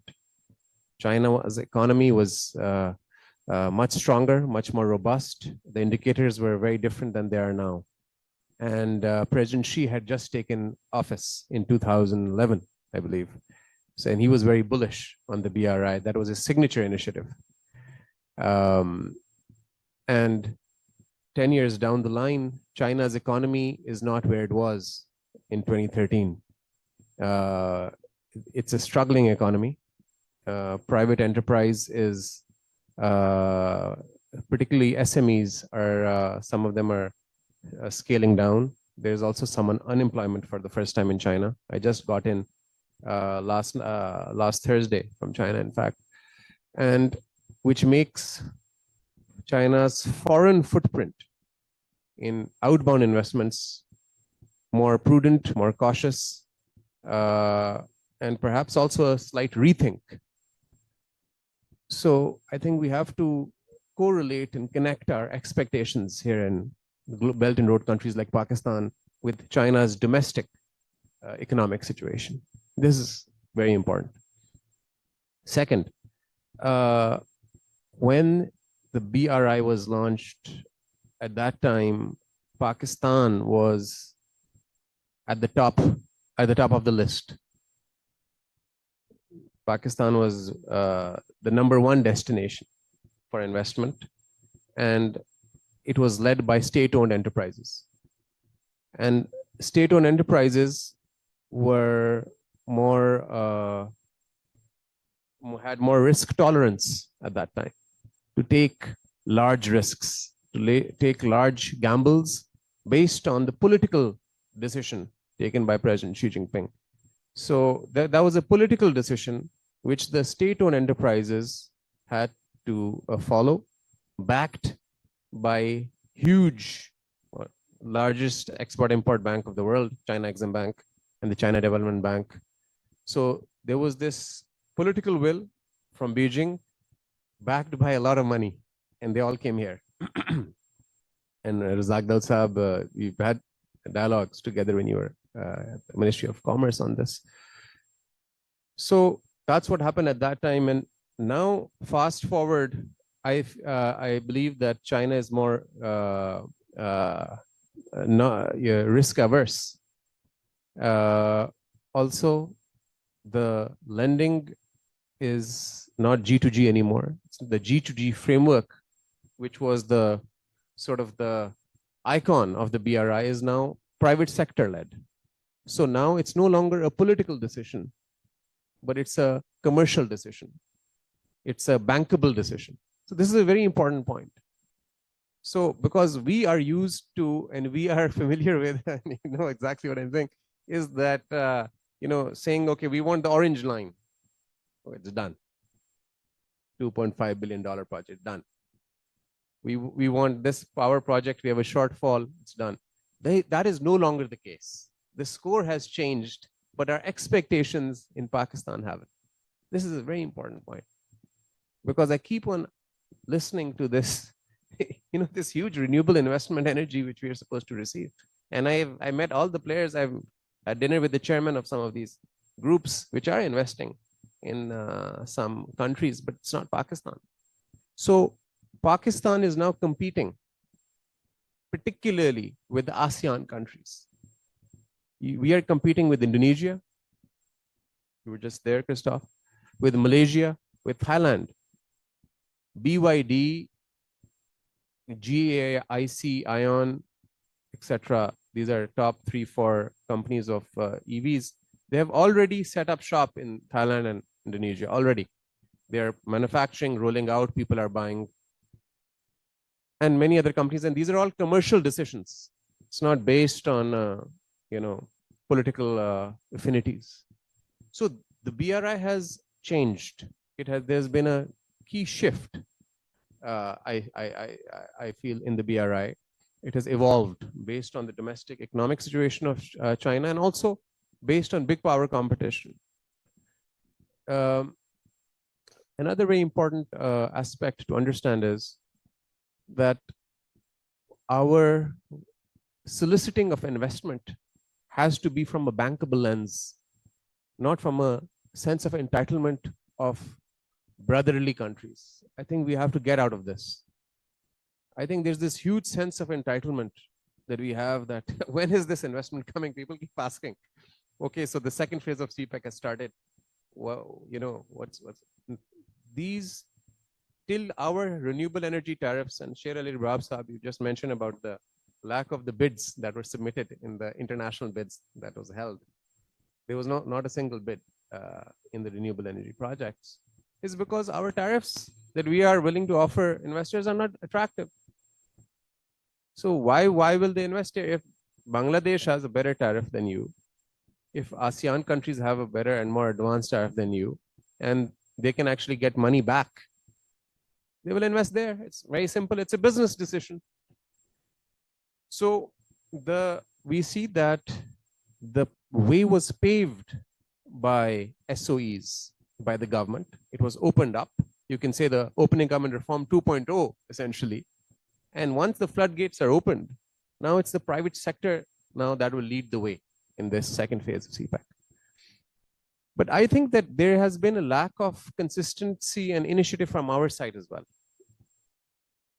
The greening CPEC, very kindly referred to this as one of the founders, and when Christoph and I discussed this in COVID, and then now we have this great coalition of 3 of us, SDPI and PCI and Griffith and Christoph, we are together doing this. We talked about panda bonds back then. Why don't we raise money? China's signature panda bonds. Africa is now raising money via panda bonds in China, and FOCAC was just held in Beijing. And for those of you who don't know, FOCAC is basically a host of African countries. It's an annual event which is hosted by Beijing for giving development assistance to African countries. And panda bonds is part of that conversation, and African countries, particularly Kenya, will raise money through panda bonds in China for green projects. But why don't we? Why haven't we? We are talking about CPEC. Why haven't we? And this conversation took place recently when the Minister of Power and the Minister of Finance, Mr. Mohammad Aurangzeb, were in China about a month ago. This conversation took place. Better late than never, but I think slightly late in the day, because panda bond it's been mastered and curated by China. They have successfully raised so much money. A lot of our SOEs, and some people talked about privatization earlier. Why can't we raise money? Why with panda bonds involve the State Bank as part of this conversation and raise this. And we should have raised money already by now for so many of our projects, and it would have been successful because the Chinese have mastered panda bonds. They call it panda bonds because of their soft diplomacy of Sichuan. Panda is it's become an icon of Chinese diplomacy, but it's essentially a green bond, and they've mastered it. So this is a important point. And where you asked that, what can we do? How can we proceed forward? I think very key initiative, and this would be incomplete if is not mentioned, is GIFT. And I had the privilege of being at the Third Belt and Road Forum when President Xi Jinping announced this. It's the Green Investment Finance Partnership for Belt and Road countries. $100 billion have been injected in this and will be dispersed via the Silk Road Fund. And key organization, this is the Belt and Road Green Development Alliance, of which some of us are involved in. This is a sort of a Chinese version of the Just Energy Partnership, which is, of course, the Western way forward. But this is for green innovative projects, starting new projects in Belt and Road countries. I think that Pakistan should aggressively engage with GIFT, proactively engage with GIFT, have a task force on GIFT.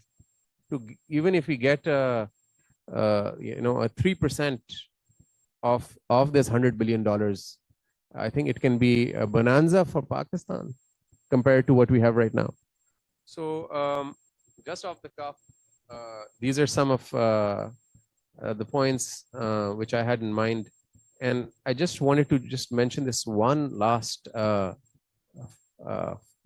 data figure, which I read on the way to Lahore, that in 2023, 40% of all energy that China produced was clean energy, 40%. And they're exporting the same manufacturing prowess to other countries in terms of wind power plants, solar, manufacturing plus solar panels. So I think the opportunity is still there, but I think we need to get our house in order and have clear, realistic expectations and know the score. Thank you. Yes, thank you. Thank you so much, Mustafa Saab. I think definitely the point that the discourse and there's a shift in the BRI we're sort of observing. So this is high time when we discuss OSD financing instruments. And Mustafa Saab, just to mention, we're very also pleased to have Dr. Ying Tian with us.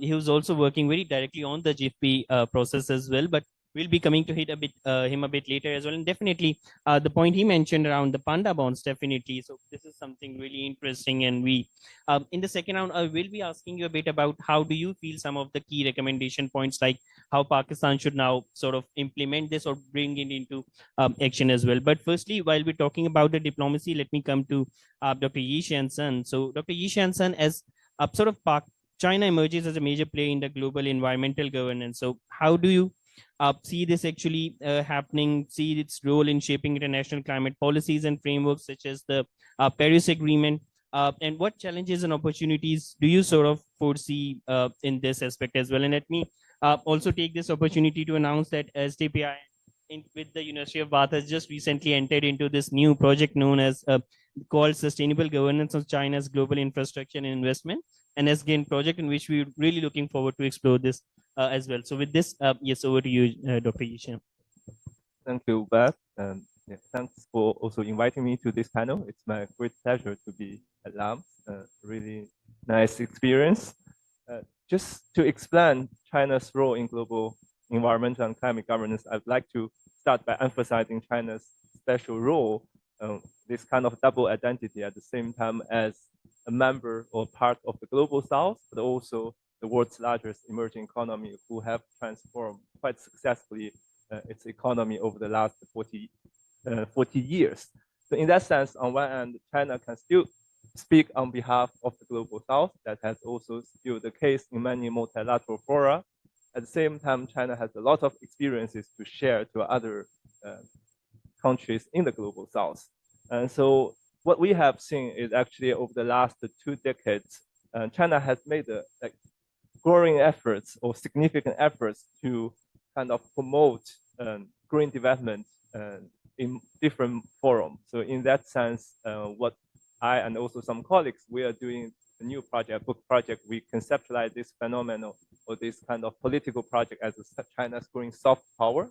So, and we also believe China's growing soft power is multifaceted, not only at the multilateral or intergovernmental level, as you mentioned, for example, at UNFCCC, I'm going to come back to this, but also at the bilateral level. For example, there are lots of bilateral initiatives.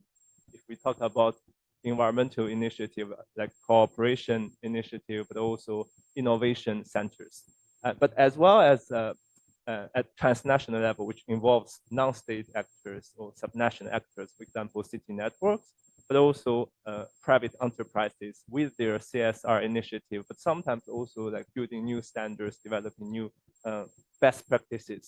So what we can see, so just give some examples, for example, at the multilateral level, I want to take the example of UNFCCC. So we know there is a strong divide between the global south and the global north in the UNFCCC processes. So we have still this group of G77 plus China versus developed countries, especially the European Union, United States, and other developed countries. But China can play a very important role, not only as a key kind of supporter or initiator of the Paris Agreement, but also to kind of ensure the Paris Agreement can be implemented successfully. I think I would just want to take example of a very important issue we discussed a lot in this summit about climate finance. And we know at this year at the COP, states are supposed to conclude the negotiation on the new collective quantified goal. But I tracked the negotiation from the very beginning when they started this agenda at COP26 in Glasgow.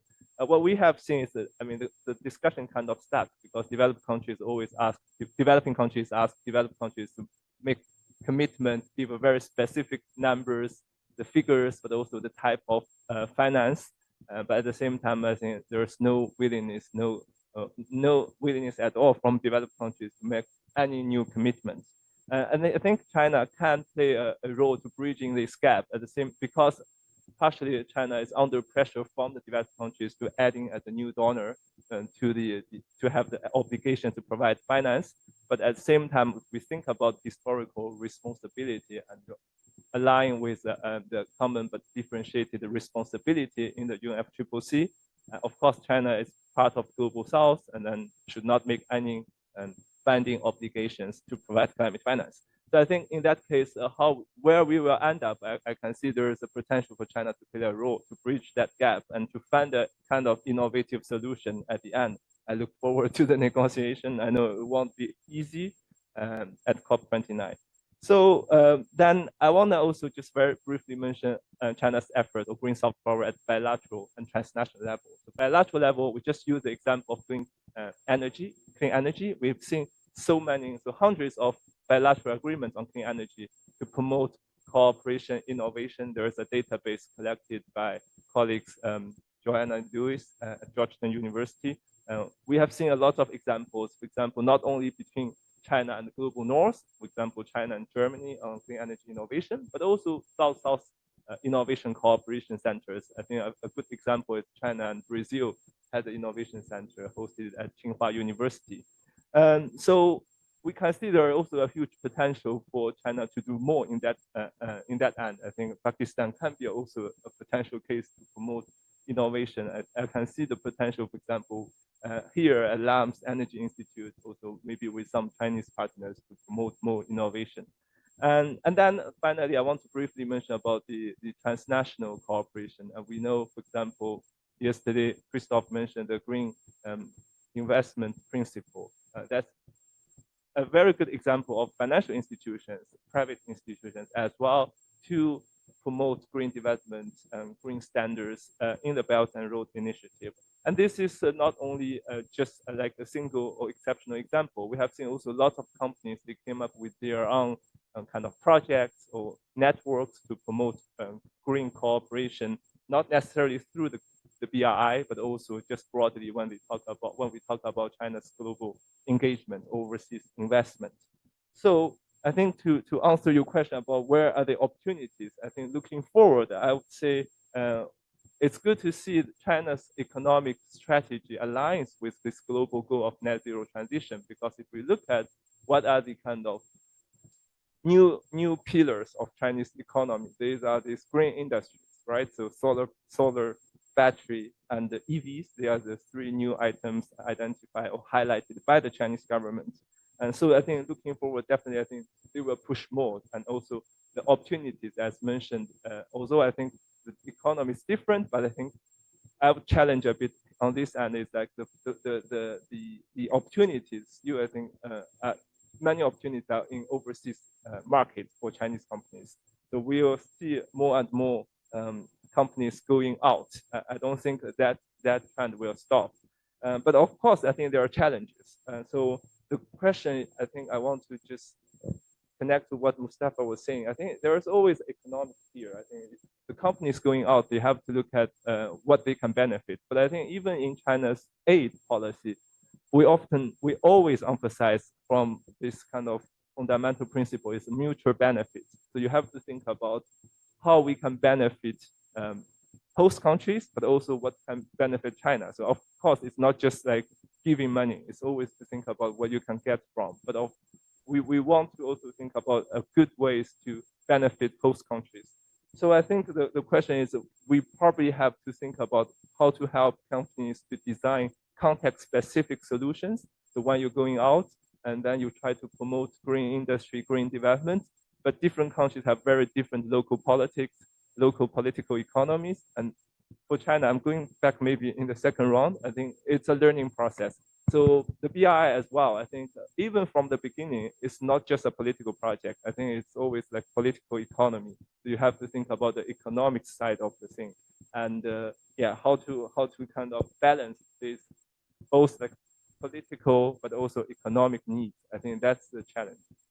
Yeah, thank you. Thank you so much, Dr. Yishan. And thank you for pointing out what China's role should be when we keep talking about the developments happening at COP29 as well. And that's actually going to remain very relevant. Also, thank you for among all of the points, one very important point was the point that you raised around the battery. And I think very shortly, I'll be requesting Dr. Shakil to come to that point as well. But let me first come to Ms. Shuang from the World Resource Institute. So, Ms. Shuang, you have been working a lot around the legal side of these negotiations and the contracts between different partner countries. So, talking from a legal perspective, how do you see this transition happening across the BRI countries? What are the main legal challenges faced in cross-border energy financing, especially in large-scale projects involving Chinese and regional players? And also, perhaps, if you can very briefly touch upon how do you suggest the way forward from this point? So, yeah. Thank you so much once again for joining us. Please, the floor is yours. Thanks for having me. Apologies, I couldn't be there in person, but more than happy to join the discussion. And if I may also just before digging into the legal constraints, just quickly touch upon and building upon what Dr. Sun has shared on China's role in the global climate finance discussion, which is the conversation and one of the sticky points of the negotiation towards COP29 at the end of this year. We actually try to estimate what China has already provided and mobilized through 2013 to 2020. And the reason we're doing this is trying to recognize what China has already done under the global South-South collaboration and not to create it as a rivalry between China and developed countries. So some of the data points is that between 2013 and 2022, China has provided over, close to 45 billion US dollar. So every year we're looking at about 4.5 billion that China has contributed to other developing countries. And also, if you can zoom in on the individual developed countries and China, between 2013 and 2018, for bilateral and multilateral ones, China has contributed equally to the 5th ranked developed countries in terms of climate finance. And that's only after Japan, US, Germany, and France, and it's equal to what UK has done. So in our opinion, to have a successful NCQG, that's the new collective quantified goal discussion and negotiation towards the end of this year, it is important to access and also recognize what has already happening between developing countries and under the South-South collaboration umbrella. And so also by mapping out what China has already contributed, that can give us a sense of where will be potentially additional funding or maybe leveraging existing financial mechanisms to make sure that China's overseas financial flow can goes. So that's some of the data points I want to share with the group here. And on the question of the legal constraints, we do think that by looking into how the international investors and their role in the managed coal phase out and the other energy transitions in Asia countries will be important. That is because that for the coal power stations, let's take those example, in Indonesia, Vietnam, and Pakistan, where a lot of the coal and energy transition discussions are happening, over 50% of the coal power station in those countries are invested by international investors. So if we are talking about the energy transition in those countries, we cannot avoid talking about international investors in here. And in the past several decades, because of how the host countries are looking at attracting international investment to the energy sector, a lot of the project structure was set up to protect and guarantee for the profits and revenue for international investors. And that creates some of the legal constraints on how much that the coastal country government can walk away from the project contracts governing the coal power stations. And I know that at the center of those legal structure and project structure, the power purchase agreement or PPA is of course the most important one. But we should also be looking at the other project contracts, and that includes the loan agreement owned to the banks, the international banks, the fuel supply agreement, government support agreement, and in many countries that's in the format of sovereign guarantee, as well as a political risk insurance agreement. So when the host country government are looking at the options of the early termination of coal power stations PPA, it will affect many other project contracts. And to understand what its consequences will look like will be a starting point for us to understand what kind of measures we should think about when we're talking about early termination of coal power station. The other scenarios we should also look into, because other than early termination, there are different options when we're looking at how to reduce the carbon emission from coal power stations.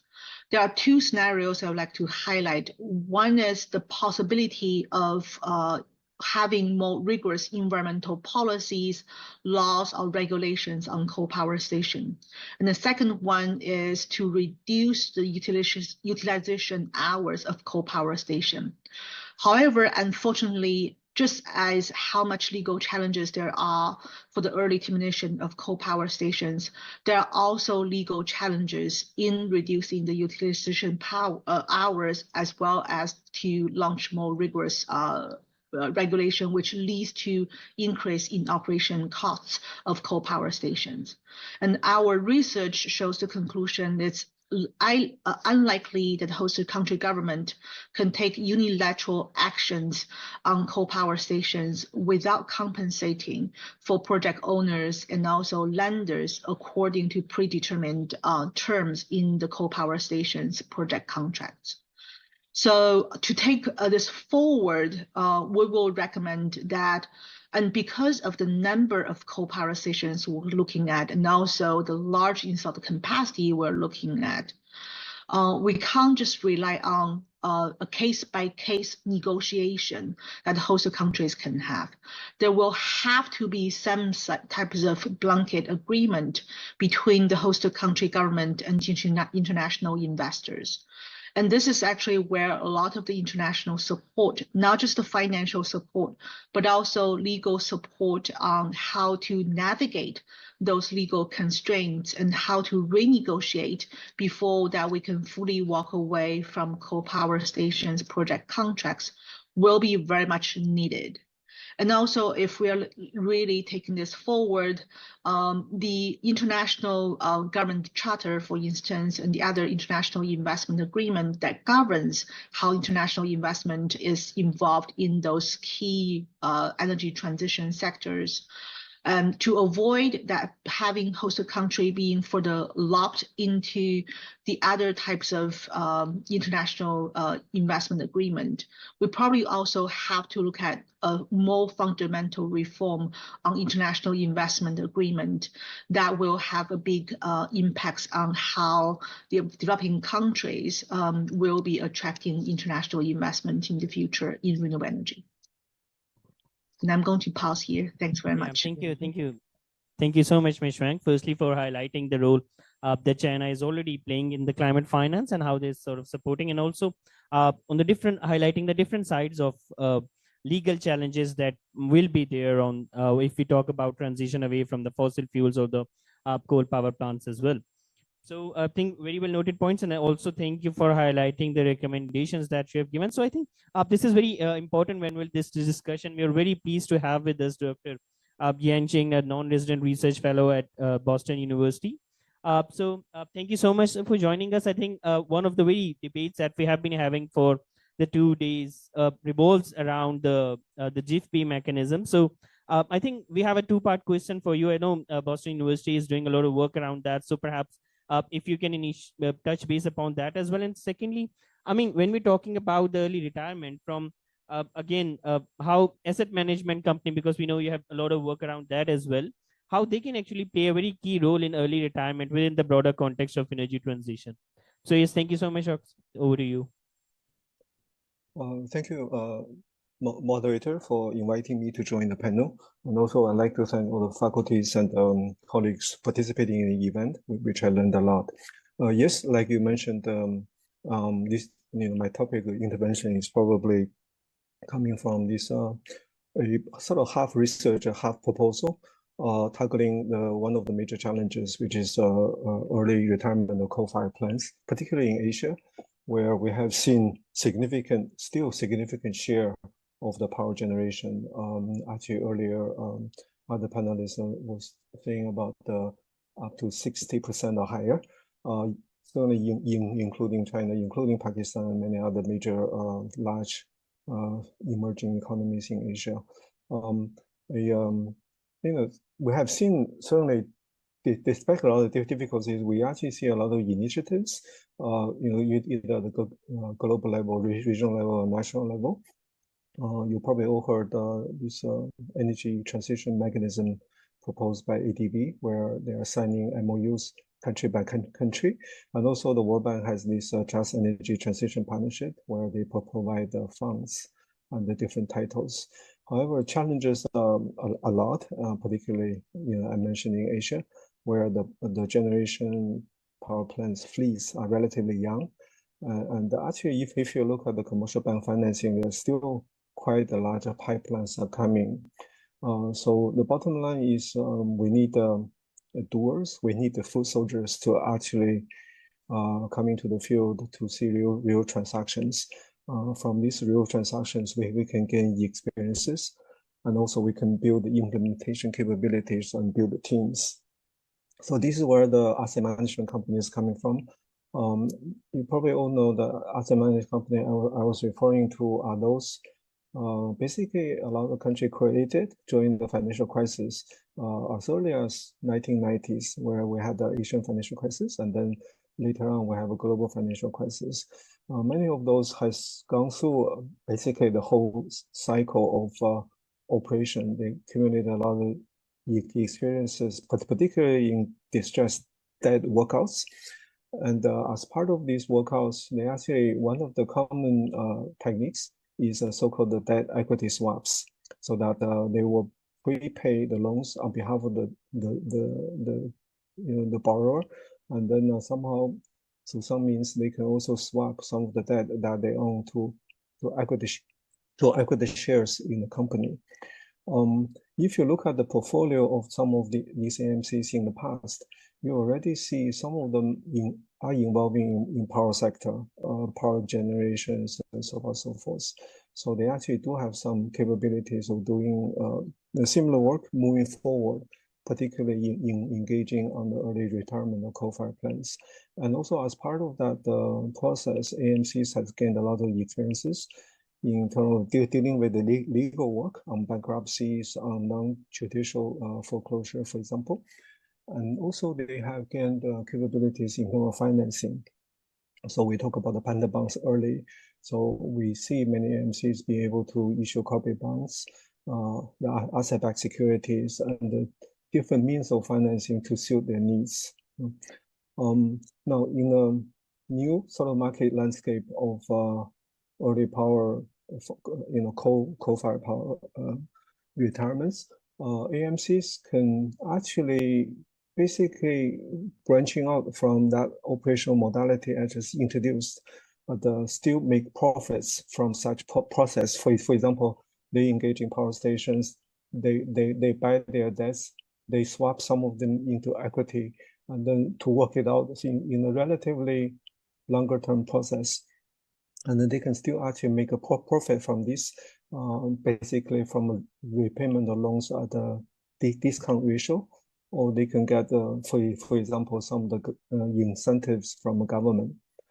You probably all well aware that the coal-fired power plant early retirement engaging many different policy issues and financing issues. Now, AMCs can work with all the stakeholders, particularly the government agencies, and also global and regional partnerships on many of those. For example, on the transition management issues, AMCs can work with power plants on the political buy-in and cooperation with the power operators, and they can also facilitate the planning process, prioritization in terms of a change of coal-fired energy to clean energy, and also sequencing the whole transition period of the coal fleets. We also heard earlier about the importance of a just transition. AMC, although they already gained a lot of experiences in the past of how to handle the sensitive issues of affected employees and also the impacts on the communities. So they can draw a lot of experiences from those. In addition, if you do see a lot of work being launched by the AMCs in the field, we can also see a lot of feedbacks that the real operation can give feedbacks on legal and institutional side of things. So the policy makers can make a good adjustment. And the AMCs can also enforce transparency and accountability on some of the key climate and social outcomes. On the financing side, AMCs can also work with the donors, both globally and domestically, and also with working on the financial market to find the best financing solutions. For example, we talk about the difficulty of some of the PPAs and AMC, because they are already a direct equity shareholder, they can work with the sponsors to look at how to structure PPAs from the other side of the table, and also as a partner in holding a major share ownership, we can address just transition considerations and to ensure the ESG and corporate social responsibility mandates. Broadly, AMC can play a very complementary roles, right, on the strategy, policy, change management, and financing. And I just wanted to emphasize one last point before we go to the second round. One last point is many times you see many mechanisms on the coal early retirements. I will call a lot of these are on the from a risk management point of view. is on the ex-ante basis, because a lot of mechanisms trying to think of all the eventualities. But the important thing is we also need to think from ex-post. AMCs can go into the real transactions with the financing and means and work it out. But AMCs can also thinking of early refinancing. They don't need to stay through the whole cycle. Once many of the policy market operational risks are known, because of early stage of the transaction, AMC can look for refinancing partners. And then basically we need to create a market for this so that hopefully in the next years to come, we can see a lot of activities in the field. So back to you. Yes, thank you. Yes, thank you. Thank you so much, Dr. Yam, for highlighting different means of financing, especially the perspectives of AMCs and how they need to sort of contribute to the discussion. So I think we already had a very good discussion around the financing mechanism side of the things. But at the same time, I think going beyond the renewables, the debate also needs to sort of go in a direction which involves the since how we actually go about it through the use of the battery storage technologies, how they're actually going to play a very important role in this, how we actually do these different partnerships on developing those sites as well. Definitely. So talking perhaps a lot around storage side of the things as well. So we're very fortunate to have Dr. Shakil with us, who's currently from the Lahore University of Management Sciences. So Dr. Shakil, battery technology in China and its development in Pakistan through different perhaps partnerships and how local we can go about the local manufacturing of because definitely on one side where they contribute the renewables, we also have some very good points coming around the electric vehicle side of the things, which were also just recently, and even in the morning, Shah Jahan Saab talked about yesterday, the Federal Minister of Power Division talked about. So we would like to sort of hear from you how, based upon your research, how to sort of go about this transition as well. Thank you. Thank you, Beth, for having me. And I will try to build on what other colleagues have said about what's going on in Chinese different supply chains and what kind of opportunities exist for us. So if you look at the battery supply chain, this is one thing that China has been pushing forward, and China is one of the largest. 70% of the global lithium-ion battery supplies are coming from China. And if you look at also the companies which are into battery manufacturing, they are looking at markets outside China, and probably because of the reason that my colleague Mustafa Haider was pointing out, that Chinese market is saturating and it's becoming more and more competitive. Therefore, these companies are looking for opportunities outside China. And my colleague was pointing out they are also moving into Southeast Asia. They are opening up facilities in Bangkok and Thailand and other countries. And now they are also looking at, if you look at the trend in investments in this space in Pakistan, also you'll see that they are finding economically viable opportunities to interact with our business community. And I would consider that as an opportunity also, because you see the earlier arrangements that we had in BRI or CPEC, they were being, I think they were looked at from political angle, and probably now being questioned on their sustainability or economic viability. And now companies in China looking outside China for economic opportunities are probably another set of opportunities for us, but probably we'll need to change our mindset, how we look at them. We don't look at them as, brotherly or, political alignment based exploitation of those opportunities, but more of economic alignment based realization of those opportunities. And that's where battery technology also falls in.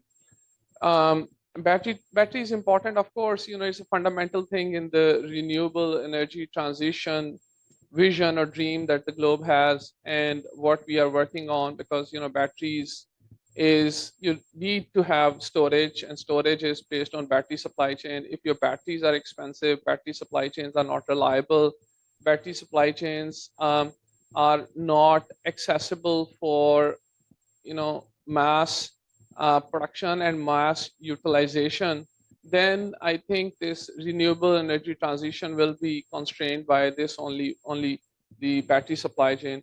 So world has been working on this. China has been progressing, has been innovating in the battery supply chain. I'm not sure how Pakistan is thinking about this because I don't see a clear battery technology strategy in the country. Our battery technology is 100 years old, maybe 150 years old. That is the battery technology that we are still relying on. Almost nothing on lithium-ion battery production or supply chain. Nothing is going on. If you look at our neighboring country, they in 2023 they had 18 gigawatt hour production. In next 7 years, they are going to reach, their target is 150 gigawatt hours. It's almost 9 times in 7 years lithium-ion battery production growth that they are looking at. And where do we stand? Especially given that we are talking about the renewable energy transition. And battery technology is not something that you would look at only from energy transition. Battery technology is also associated with the electrification of transportation, which is going to affect the energy demand side also. And earlier I was listening to MD, PPIB, I think Power Purchasing Board, I think something. Yeah, so yes, so he was also talking about, electrification of transportation as a source of demand for electricity, and that is also important. So battery technology is something the whole world is thinking about. We should also look at it. And now how can China come into this? China has, if you just look at CATL, it's a Chinese battery manufacturer. 37% of batteries all over the world are being supplied by CATL. So in May, we were, I and few colleagues, we went to China. We went to 4 or 5 different cities. We visited their EVs manufacturer. We spoke to BYD, GAIC also, and Cattle, and a few more in 4 or 5 different cities. So there is also an appetite in these companies that they're looking for collaborations outside China, and battery is something that they we can collaborate on. BYD has already shown interest in Pakistan. You see, they are collaborating in the 4-wheeler cars market already with HAPCO. My sense is that they are also evaluating, or they are probably there is conversation going on the buses technology also. BYD originally started as a battery technology company and then entered into EVs. So I think there's a natural alignment there. CATL also. So I think this alignment, of course, has to be based on economic viability and less on the political, alignment. So there is an opportunity there, and we need to harness that opportunity of collaboration by making JVs. Remember, these battery, these technology transfer things, they do not happen very quickly. It takes decades to happen, but it has to begin from somewhere. Battery technology and battery manufacturing is a complex process, mining and then refining and then, battery making. Refining itself, by the way, 60% of lithium-ion refining is being controlled by China. Cobalt, nickel, cadmium, all these rare earth materials, they are also controlled by, geographically or by acquisition of the refining facilities or exploration facilities are controlled by China, which, by the way, is creating some some sense of insecurity because China is holding, is, according to some, monopolizing the battery supply chain, which eventually means the monopolization of the energy supply chain, because battery supply chain is basically energy supply chain now. So monopolizing on battery supply chain is like monopolizing on oil supply chain, and you can understand how sensitive. The oil is basically energy. So if you monopolize the battery supply chain, you monopolize the energy supply chain monopolization. You can understand how the world views that, what kind of stakes are involved in the monopolization or creating a free market in, or some sort of free market in the energy or the oil supply chain. So this is how critical it is. So I think there is an opportunity for Pakistan to collaborate with these companies who have already shown interest to work with Pakistani business community. BYD, Chang'an, Haier, all these are so many different examples of collaboration. We need to build on that relationship, make economic collaborations, viable collaborations in the battery technology also. Thank you, Abhay. Yes, thank you. Thank you, Dr. Saab. Yeah, I think Mustafa Saab wants to have a small point. And Dr. Saab, I heard your presentation on this battery technology. I think it's very relevant, very important, but I really think that there's some certain prerequisites when we talk about battery storage and battery technology and being part of the supply chain. And I do feel that it's somewhat utopian when we talk about battery technology here, because I haven't seen any R&D center here in Pakistan on battery technology. And there, I think there are these three knowledge, commercial enterprises, and government. You know, this triangle that you saw in China is missing here. And as far as lithium mining is concerned, it's completely no-go area in Pakistan for any local or foreign investor. So I think it's certainly a great target that we should have, but I think we have to first start from the first step. Let me quickly respond to this now. Because we have to go into second discussion. Okay. Please, No problem. So yeah, so now I mean, let's go to some very quick second round, but mainly focusing on what's the way forward. What are some of the key recommendation and specific points coming from the speakers? So perhaps starting from Dr. Christoph. Dr. Christoph, you have been in most of the discussions happening around Pakistan. So perhaps just 2 to 3 pointers on how should now, even going beyond perhaps Pakistan, Asian countries should make this transition happen. We talked a lot about the transition mechanisms. We talked a lot about how the role of different stakeholders could be. So yeah, over to you. Okay. 2 main points. Number one, what do we do with the existing debt? We have to deal with the existing debt. Number two, how do we mobilize more finance? Number one, really for the existing debt, I think we had a couple of discussions around what to do with it. And it's really important to unlock a lot of potentials for Pakistan that are hampered by the sovereign debt issues, also for private investors. China plays an extremely important role in dealing with the current debt situation. And we've been working with the Chinese research institutions as part of the government, so government research institutions, on developing the idea and really promoting the idea of debt for sustainable development swaps. And there's a really interesting opportunity, particularly with the coal-fired power plants that are dragging down in many ways. Of course, they provide electricity, but they're dragging down the Pakistani economy in a way because there are all these payments that have to be going to the Chinese side and for the imports of the coal. So trying to renegotiate those and trying to include a debt for renewable swaps in kind of phasing down coal-fired power plants faster is extremely important. Having a very clear business model around this. Mustafa and I, together with another researcher from Climate Smart Ventures, who's also going to speak later, actually developed kind of this idea of these managed transition vehicles, which I also showed yesterday, that are really applicable to the Pakistani case.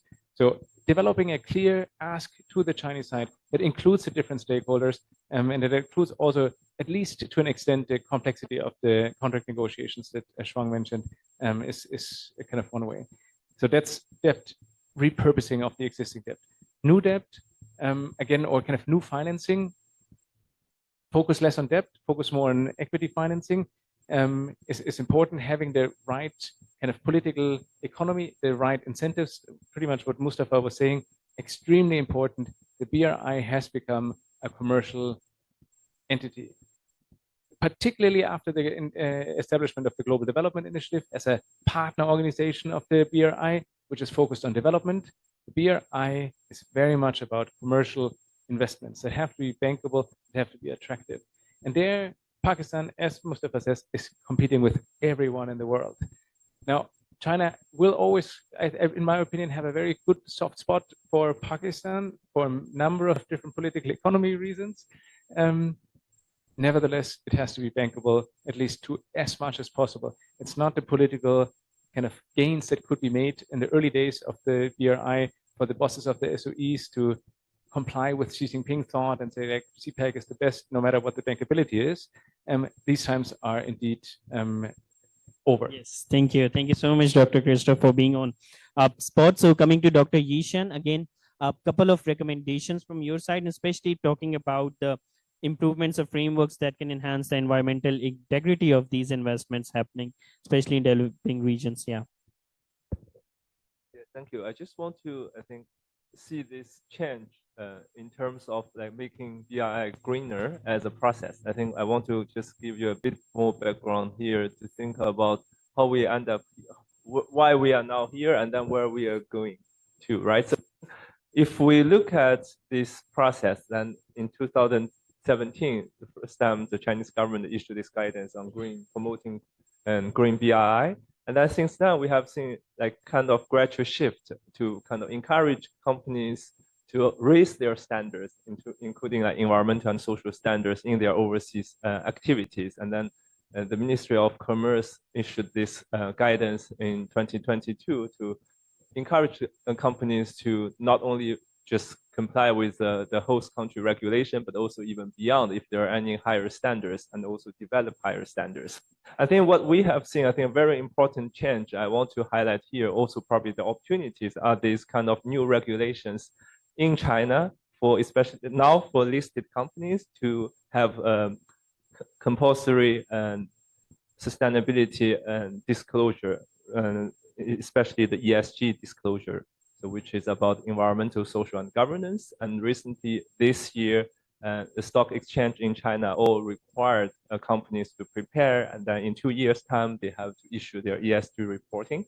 And also, the Ministry of Finance developed a draft standards for the ESG. So suddenly, companies realize they have to do this. They have to look at their activity, including their overseas activities, then how to promote ESG in their activities. I think just personally, some anecdotes. They got a lot of demand from Chinese companies. So I've studied like sustainability standards for more than 10 years. I think before when I talk to companies, a lot of people have no idea what these standards are about. But suddenly, I think companies come to us to ask what we can do. How can you help us? Some students doing field work, and they were asked by Chinese companies to help them develop ESG strategy. So I think they realize this is something they have to do.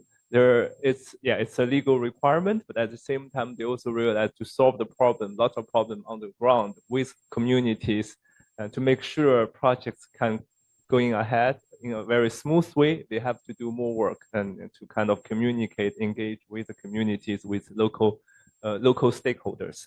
So I think this is just a start of this long process. I think what we are going to see is how we can support this development, I think including local host country stakeholders, I think including in Pakistan. So how different stakeholders can work with Chinese companies together and create that friendly environment, and then to promote, like really promote and green the investment, and then make sure the investment align with the needs of local stakeholders. Yes, thank you. Thank you so much, Dr. Yishan. So yes, Ms. Wang, coming to you, you definitely highlighted some of the very good recommendations in the first round as well. But if you have anything further to add, like what should be the way forward for the Asian countries going ahead as well? So yeah. Yeah. So I think just to start with one other data point of the 45 billion that we're talking about, China has mobilized and provided. Over 34% of that were through the multilateral financial institutions that China collaborates with. Sometimes we use the concept of the trilateral collaboration. Very often we have seen on the renewable energy investment and the other projects that China is involved in the overseas projects. They're actually very often collaborating with the investors from the US, Europe, or the investors as multilateral development banks in the other developing countries. So I think this is the pattern that we should recognize and also trying to leverage. And that also comes back to some of the peer panelists who were pointing out Chinese investors and the government are becoming very risk averse when they are looking at investment abroad.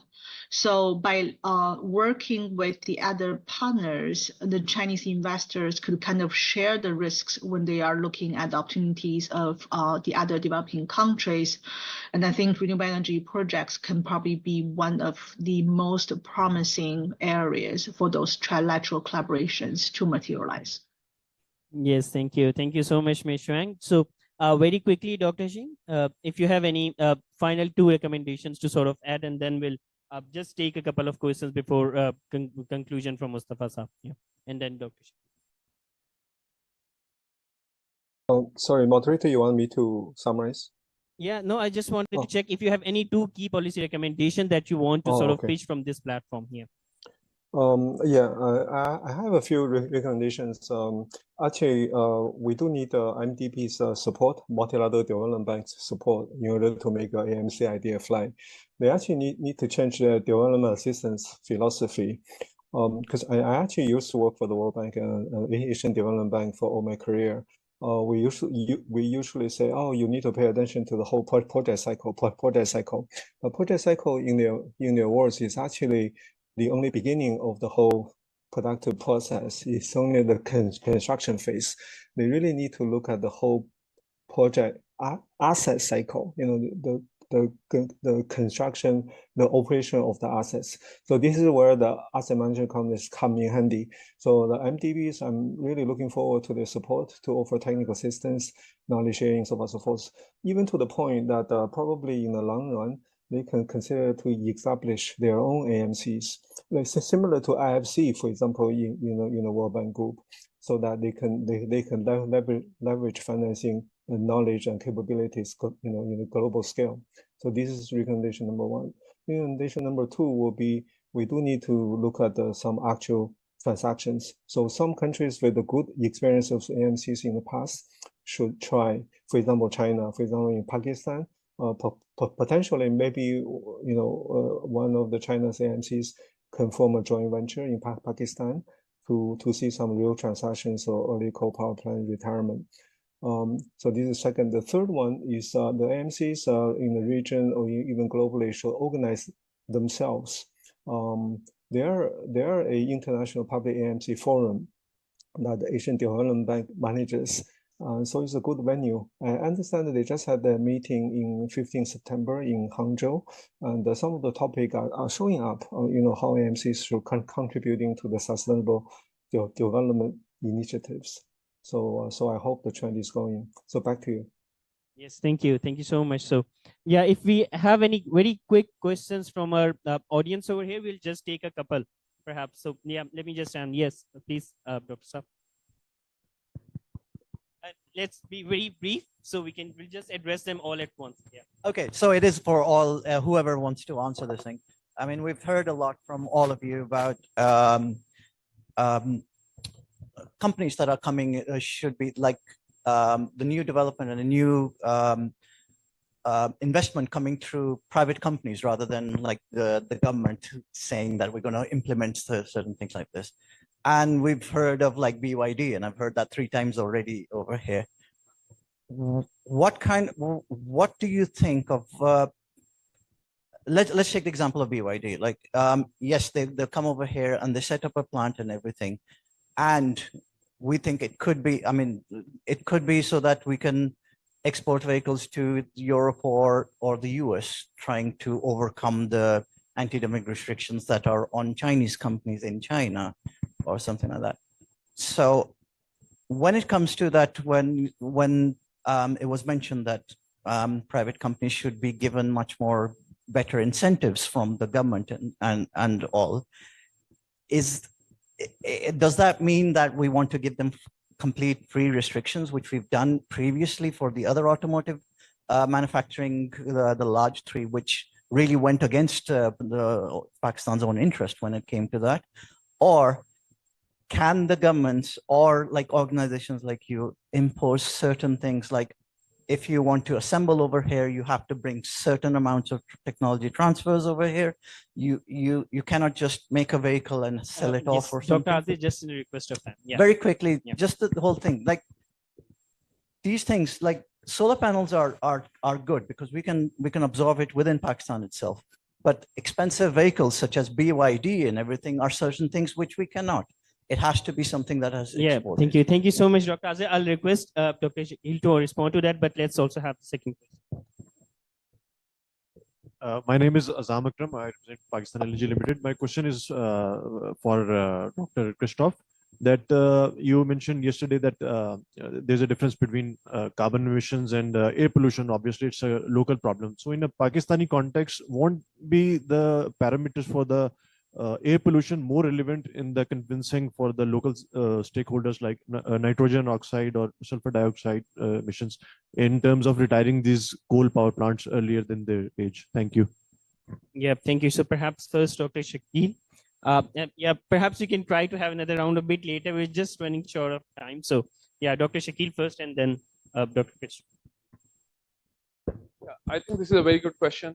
So if you look at the automobile industry of Pakistan, different two-wheelers, two-wheelers, four-wheelers, and then tractors, they have followed different trajectories. If you look at the tractors, they are almost 95% plus now in terms of cost of manufacturing or by value being made in Pakistan. Look at the four-wheelers, cars, different ratios and different things. Yeah, and if you look at how that happened is, and when Massey Ferguson or Fiat came to Pakistan a few decades ago, at that time our level of somebody thinking, can we make a tractor in Pakistan? It's such a complex thing at that time. And the journey began because there was a commitment from the government, there was a commitment from the private sector, there was willingness from the principal technology holders also, and this worked out. Now this is where we stand, that 95% plus tractors is being made in Pakistan. So something like that needs to happen in this EV space also. Battery is almost 40% of the cost of the vehicle, so this needs to happen in the EV space also. And making batteries is many steps. So you mine, you refine, you make cell, you pack cell, and then you deliver them. Okay. So, and when we started working on tractors, the first thing that we were making at that time when we started working on tractors was just the sheet metal work. It was the simplest form of technology. We began from there, from sheet metal to forging to proprietary parts, the plastic, and then some electronics, and then some engine parts, and so on. So this is how we have transitioned. So in the case of battery also, we can't begin from mining cells. We can begin from packing cells. Then when there is a sizable demand in the country, probably one step backwards, not as big plant as China has, maybe smaller plants. I was speaking to Daewoo Tree Group in Pakistan. So their chief innovation officer was telling me, it's the reasonable plant is $12 million investment in Pakistan. One step backwards, further backwards, further backwards, further backwards. That's how supply chains are developed. That's how technologies are transferred. It's not a few years journey. It's a decades-long journey with consistency of policy and commitment to this indigenization is required. But I think there has to be a starting point on that. Thank you so much. Thank you so much. I think as for the second, you can perhaps get in touch with Dr. Christoph during the lunch break. We can sort of try to, but just in interest of time, let me request Mr. Mustafa Saab for the final conclusion of the session. And Mustafa Saab, if you can please join us at the podium. Thank you.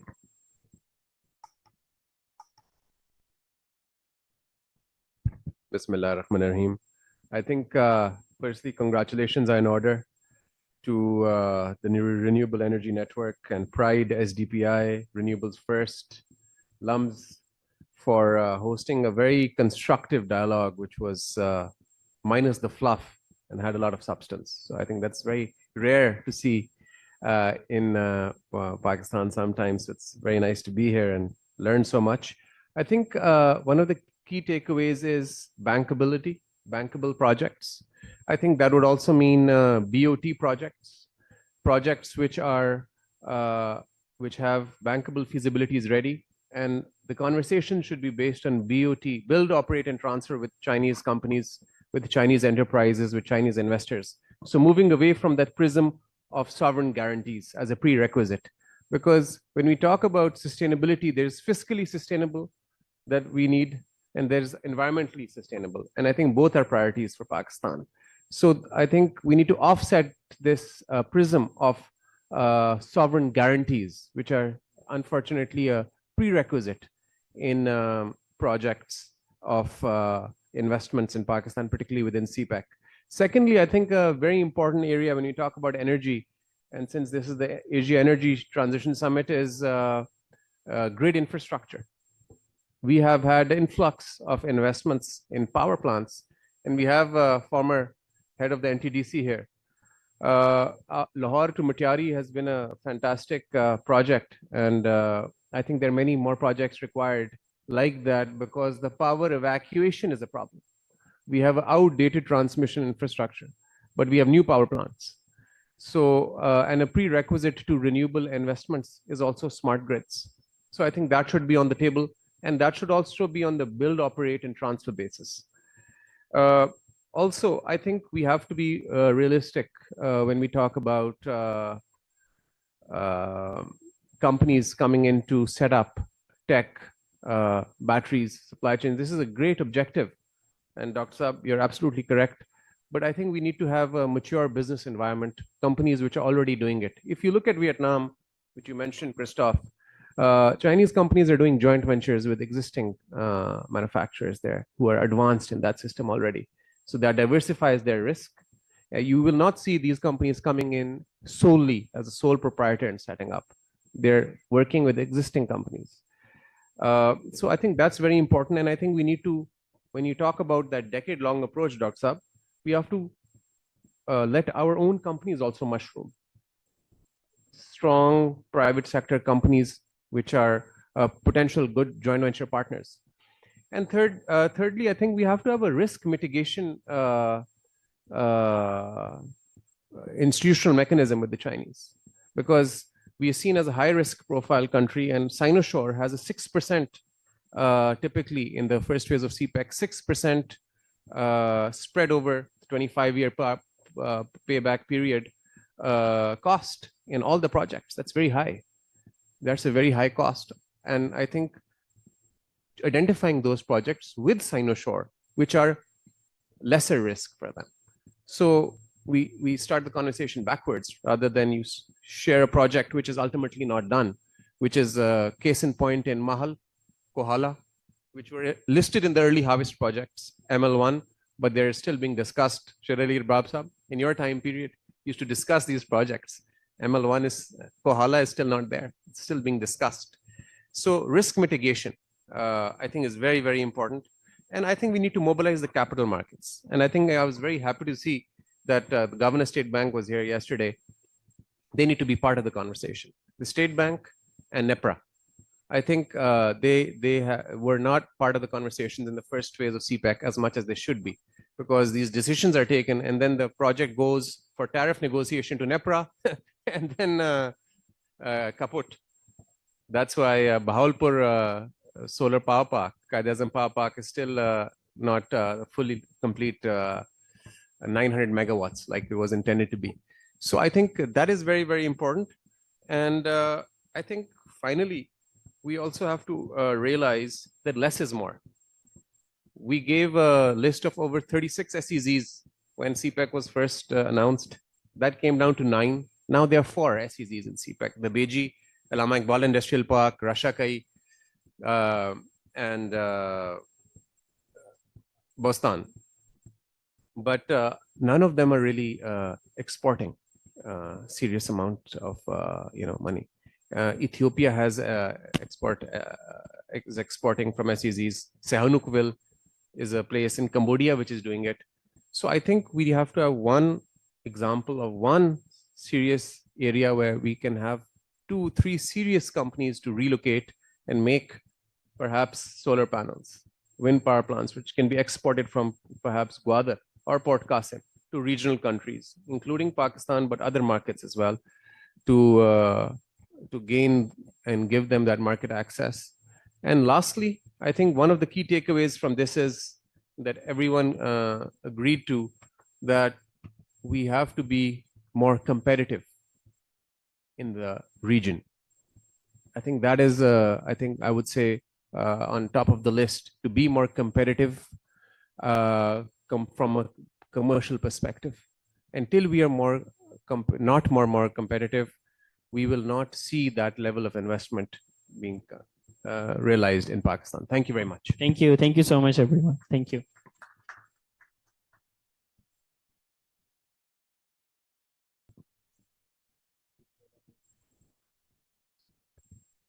Thank you, Beth.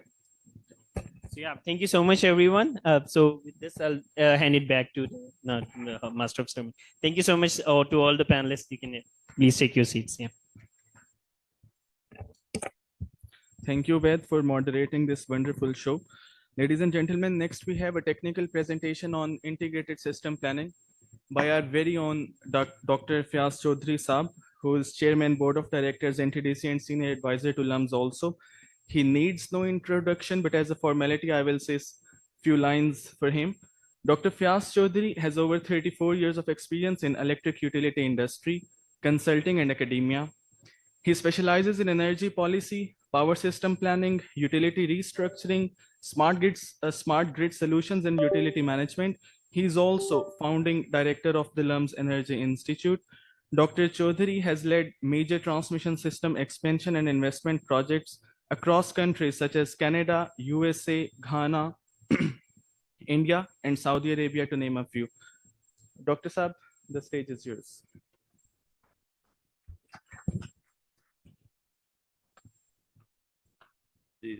Thank you. Assalamu alaikum, everyone. Bismillah ar-Rahman ar-Rahim. So I was supposed to start at 12:30. It's already 1:50. So, oh sorry, 12:50. तो आप और ये technical presentation है, and we are I actually developed a power system planning course here at LUMS that I teach in maybe 35 to 40 hours. So I'm asked to present the same material in 10 minutes. So I'm not sure how will I justify, but I will take at least 15 to 20 minutes if you really want to understand the subject. So, anyway, so integrated system planning. If you can give me from, what are the country's laws and regulations? Number one, national electricity policy. One key word, that you only can plan a system on a least cost basis. So the overall cost of electricity should not increase. So you select. Similarly, then we have a national electricity plan. Under the same, the policy, you have to follow, but if there is an exception, there may be a strategic project, but then there is a criteria that you have to meet for that strategic project. Not every project can be considered as a strategic project. So to fulfill that criteria, four things: security of supply. Number two, if water or energy mix, if it is compromised somehow in the next 10 years, you have to have certain project. Otherwise, we will have food security issues. Or like CASA project, there is a strategic project for regional integration. That could be a strategic project. Or we want to, because municipal waste management system is relatively expensive, so it will not fit in the least cost criteria. So you may involve that sort of projects. Only now the project has to fulfill this criteria, but the methodology still has to be least cost, and whatever the extra cost is, whatever the extra, the mechanism provided in the procurement regulation, that the NEPRA will establish a tariff, but additional cost will not be booked to power sector. The additional cost has to be borne by the sponsoring agency, if it is a provincial government or a federal government. So this is the mechanism in the country. Now, this is the slide that tells us overall in the system, the major expenses in the capital expenditure is on the generation side, which is about 60% of the total investment.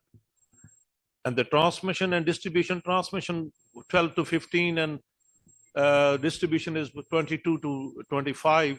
So about 40% investment is required on the transmission. And unless and until we have these two sectors, like we just, hearing about, some of the transmission constraints. So they have to match. They cannot, they have to align, together. So what are the key objectives? Number one, affordability. We didn't meet this objective. Sustainability. We did not achieve even this objective. Reliability to some extent.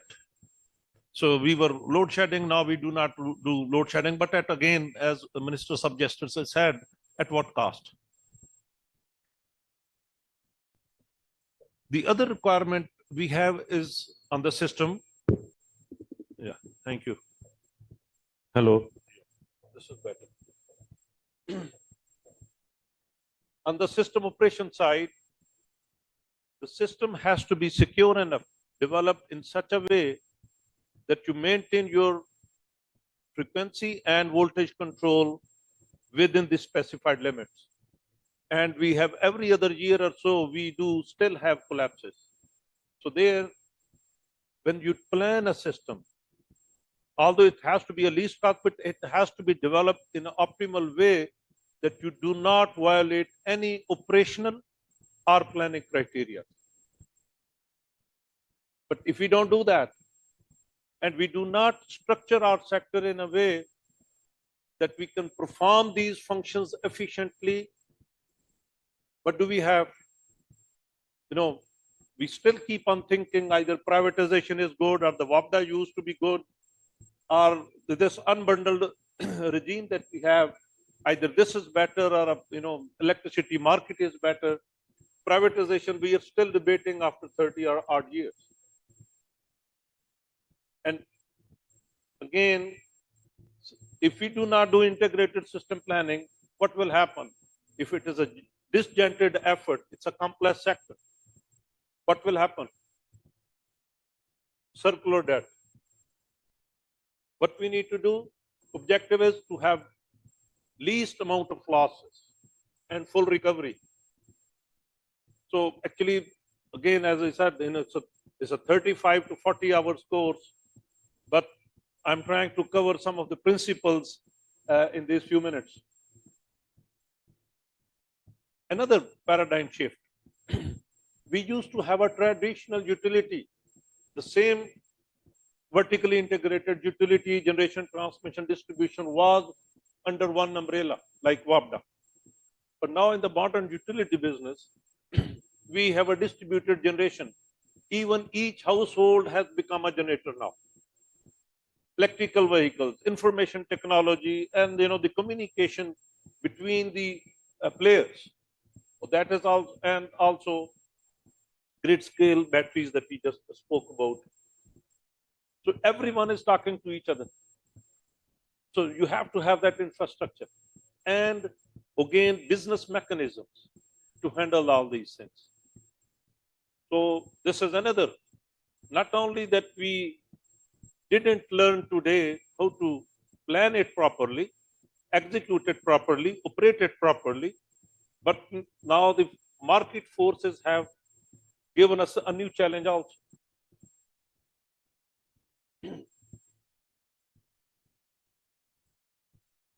Now, some of the prerequisites. What do we have? What sort of geographical spread do we have? This is actual information. Fiscal year 20, this was 21-22. If you look at each disco energy needs and K Electric included through the NTDC system, this was 139 terawatt hours. And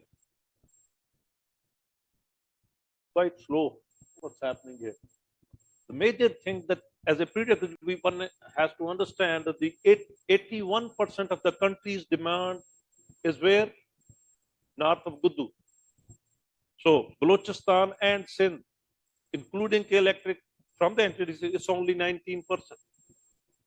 81% is north of Gudu in Punjab and KP. So where are our resources, cheap resources? They're down at the bottom, our coal, and nuclear. Those are our base load plants. We have put up some imported coal facilities also, but as yesterday we saw that their dispatch is less than 15 or 12%, because they're not any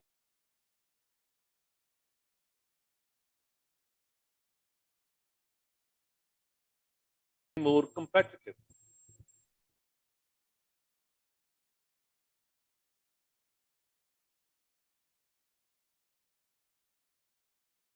Reason for their non-competitiveness is that process. The other dilemma on this one is your peak demand is occurring at night. In 22-23, fiscal year, we supplied 25,516. Another myth that we normally say, T&D is constrained. Is it really? Should we even supplying this load? The numbers I shared, I think, in the previous session, in 2016 and 17, we did a total business of 107 terawatt hours with old generation, 107. We developed new generation, another 21,000 in the last 6-7 years. The total business this year, latest fiscal year, is only 127.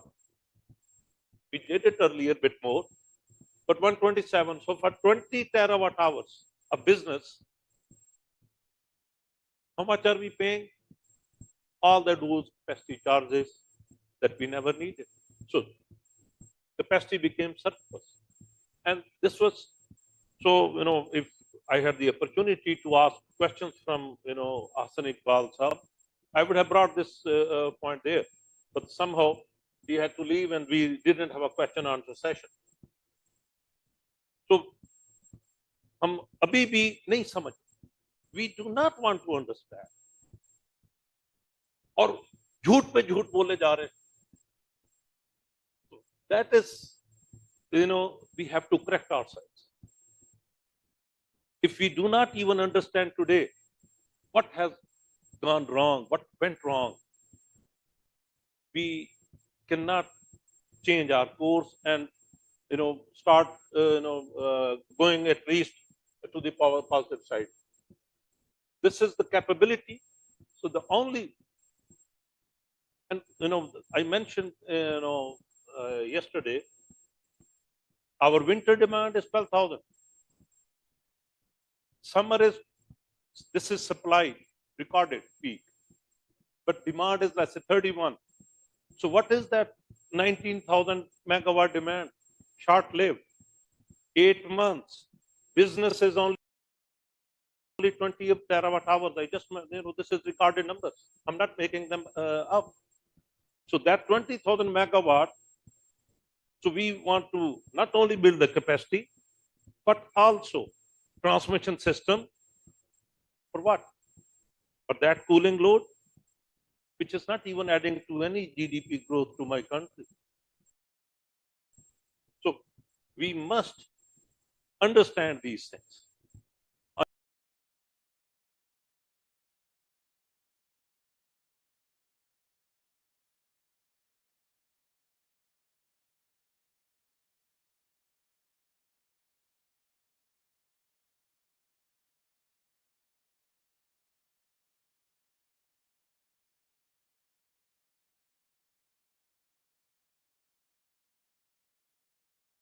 And then develop it. If I do not serve, 1% of the time means 87.5 hours or so, out of 87.6 hours, I do not meet peak demand of the country. For those 87 hours, it's okay. But due to scarcity of generation, if that's the criteria. What we need to do, we need to optimize our available resources. We didn't do. We never did any sensitivity. If the RLNG price goes up, what will happen? If the coal prices go up, what will happen? So now we are stuck with it. So the whole exercise that we are doing at LUMS these 2 days is to educate ourselves. We must follow the processes.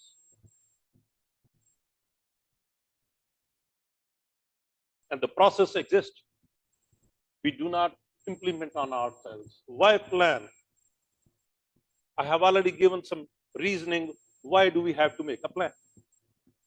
Resource optimization, minimize investments, all sort of risk mitigations of fuel, supply and all that, better coordination among the energies. Now so I will offer, my services free of cost to Parliament. So whoever wants to get education on power sector, on energy sector. So I'll, because I normally visit, Islamabad quite often. So I can sit with you, whatever the committee, at least explain, all the ingredients that need to be considered on the structure side, on the planning side. So we have made, many decisions without consulting sector specialists. Even the structure of NAPRA is questionable. The reason is they do not represent any specialization. When they come as a regulator, the problem is that the decision making is flawed. They do not understand. So we need to, anyway.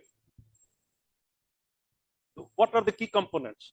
Demand forecast, most important. Demand forecast. Then you develop generation plan, transmission plan. You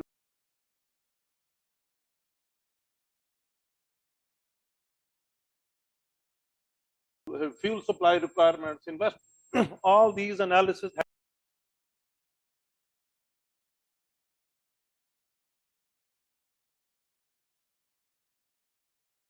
The demand pattern has to be understood. What gives me peak? And as per the process, we need to develop 3 forecasts: a low forecast, medium, and high forecast.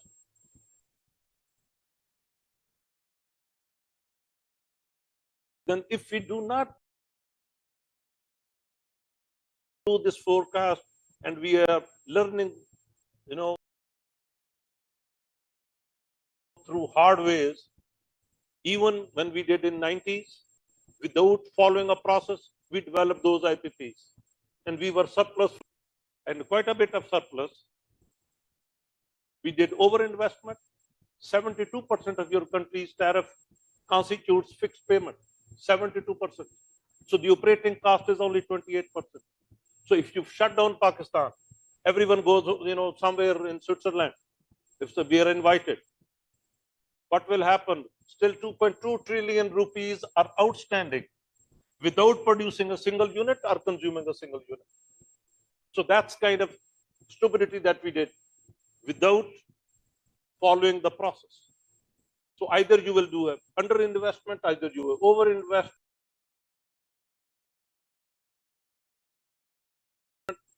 So even, you do, maintenance schedules. There's a peak coming and you're giving an outage to a certain plant. Should not happen. Elements. And the basic requirement is, again, least cost. You want to maximize indigenous resources. You want to go green, naturally. And if you are not green, at least you need to go adjust energy transition. Not following somebody's agenda, whatever you can afford. And what are the best course that needs to be adopted. Now, decisions, 2 decisions. Number one is capacity decision. Now the decision is we have 42, and now the peak that is occurring due to my residential buildings, how to shave that peak? Should I invest on a new generation to supply that peak, that little kink, or should I invest my money on the houses so that I conserve energy? I do not contribute to the peak. But if we invest, so this all is, as we know, we said bankable feasibility of everything. So that is what is needed. So we need to make capacity decision after looking at the load demand profile. So this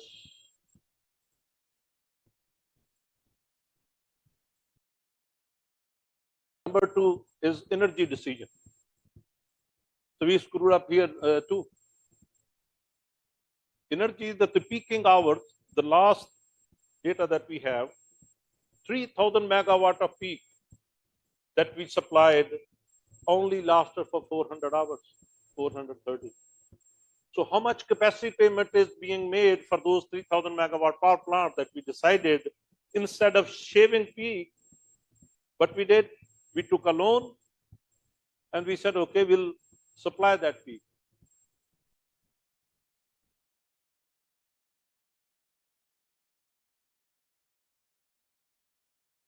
Communication is quite slow. I'm pressing these buttons, but they're not. Maybe I'm too far from the laptop. Choices. You know, there are thermal, renewable, and alternate solutions.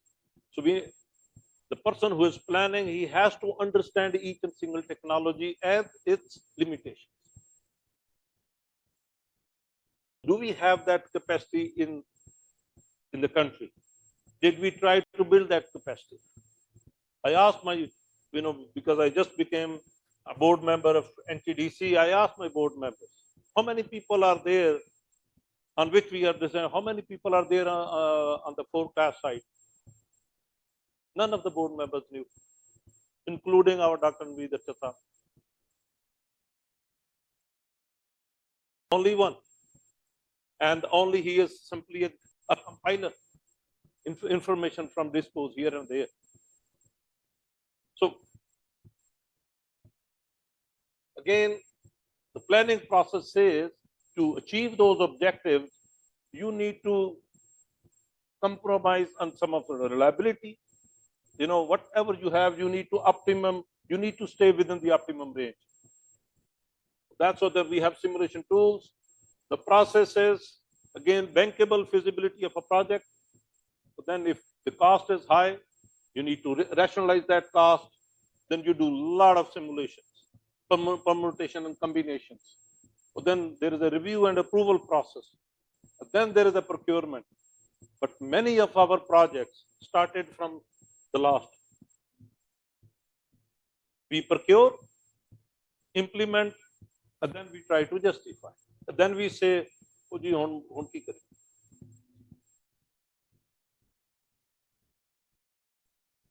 Now,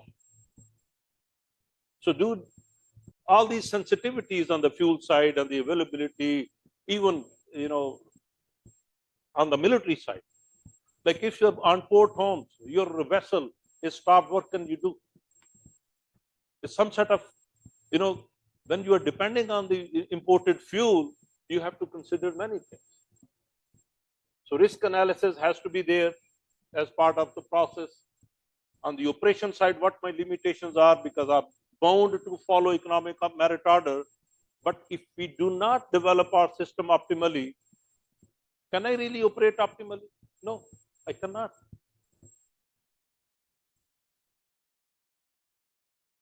So you need to be, concerned with these our must-run requirements. Hydro, when the water is there, you have to run.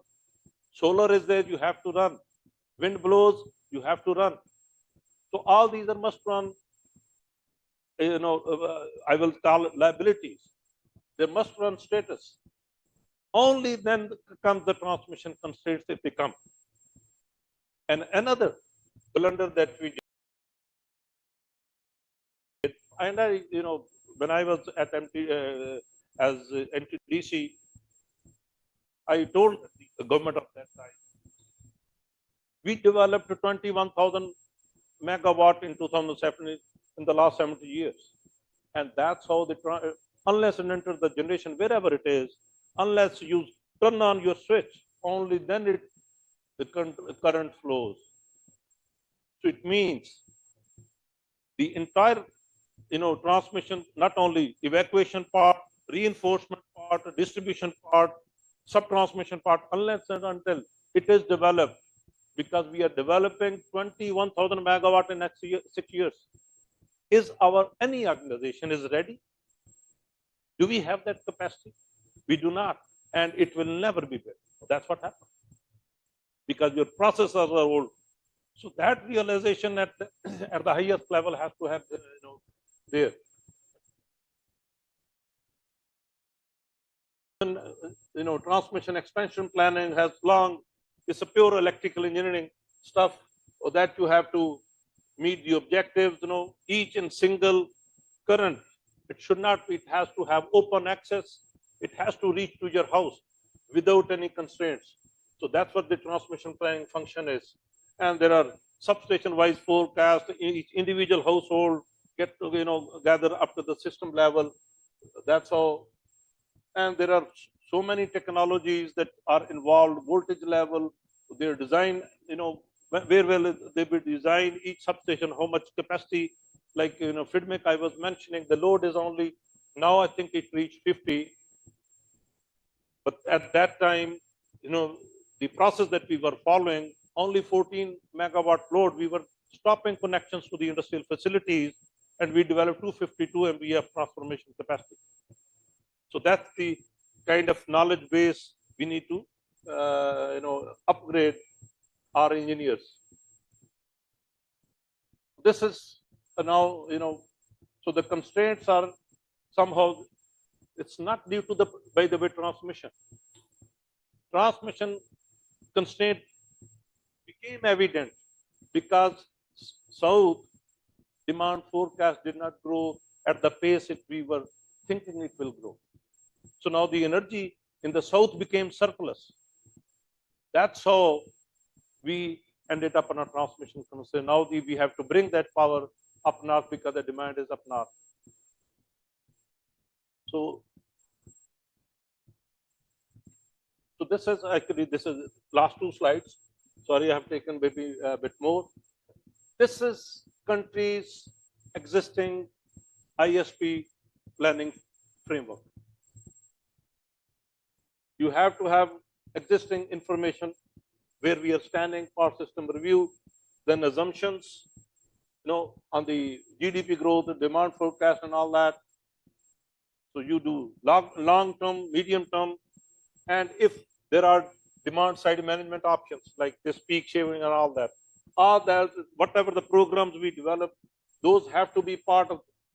Then you do simulations, a lot of simulations.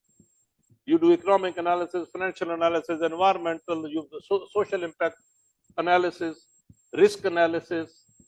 So then different scenarios, if I go this route or that route, what are the repercussions? Then you develop that draft ISP, and all along, it's a public company. It has to be consulted with other stakeholders, submitted to the regulatory review. So then there is a feedback loop. So that's how the country's planning, is done, and that's the process in place. But if we do not follow this process, और बाद में रोते फिरें, क्यों हो गया? So anyway, and this process has to feed into the integrated energy plan, which is only we are talking about electricity here. There are many other sectors: transport, industry, manufacturing, all these things. As planning and reforms ministry, there is another IEP framework. There are many elements. So we must follow these processes if we want to get out of the dogma that we are in. Thank you very much.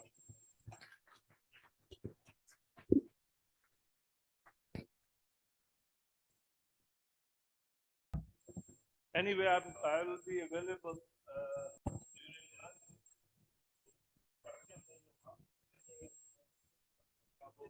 lunch.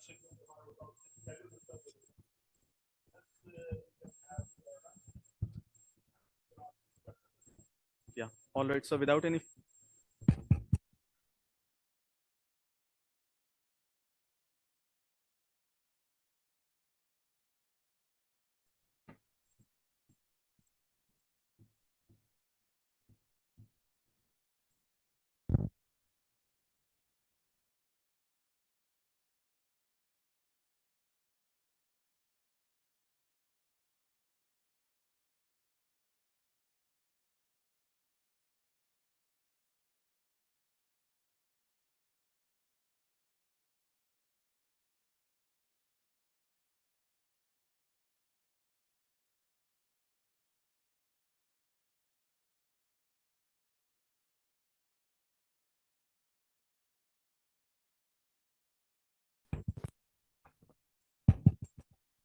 ladies and gentlemen, there is another announcement. There is a report from LUMS on energy sustainability, and you can find those reports outside this auditorium. Thank you.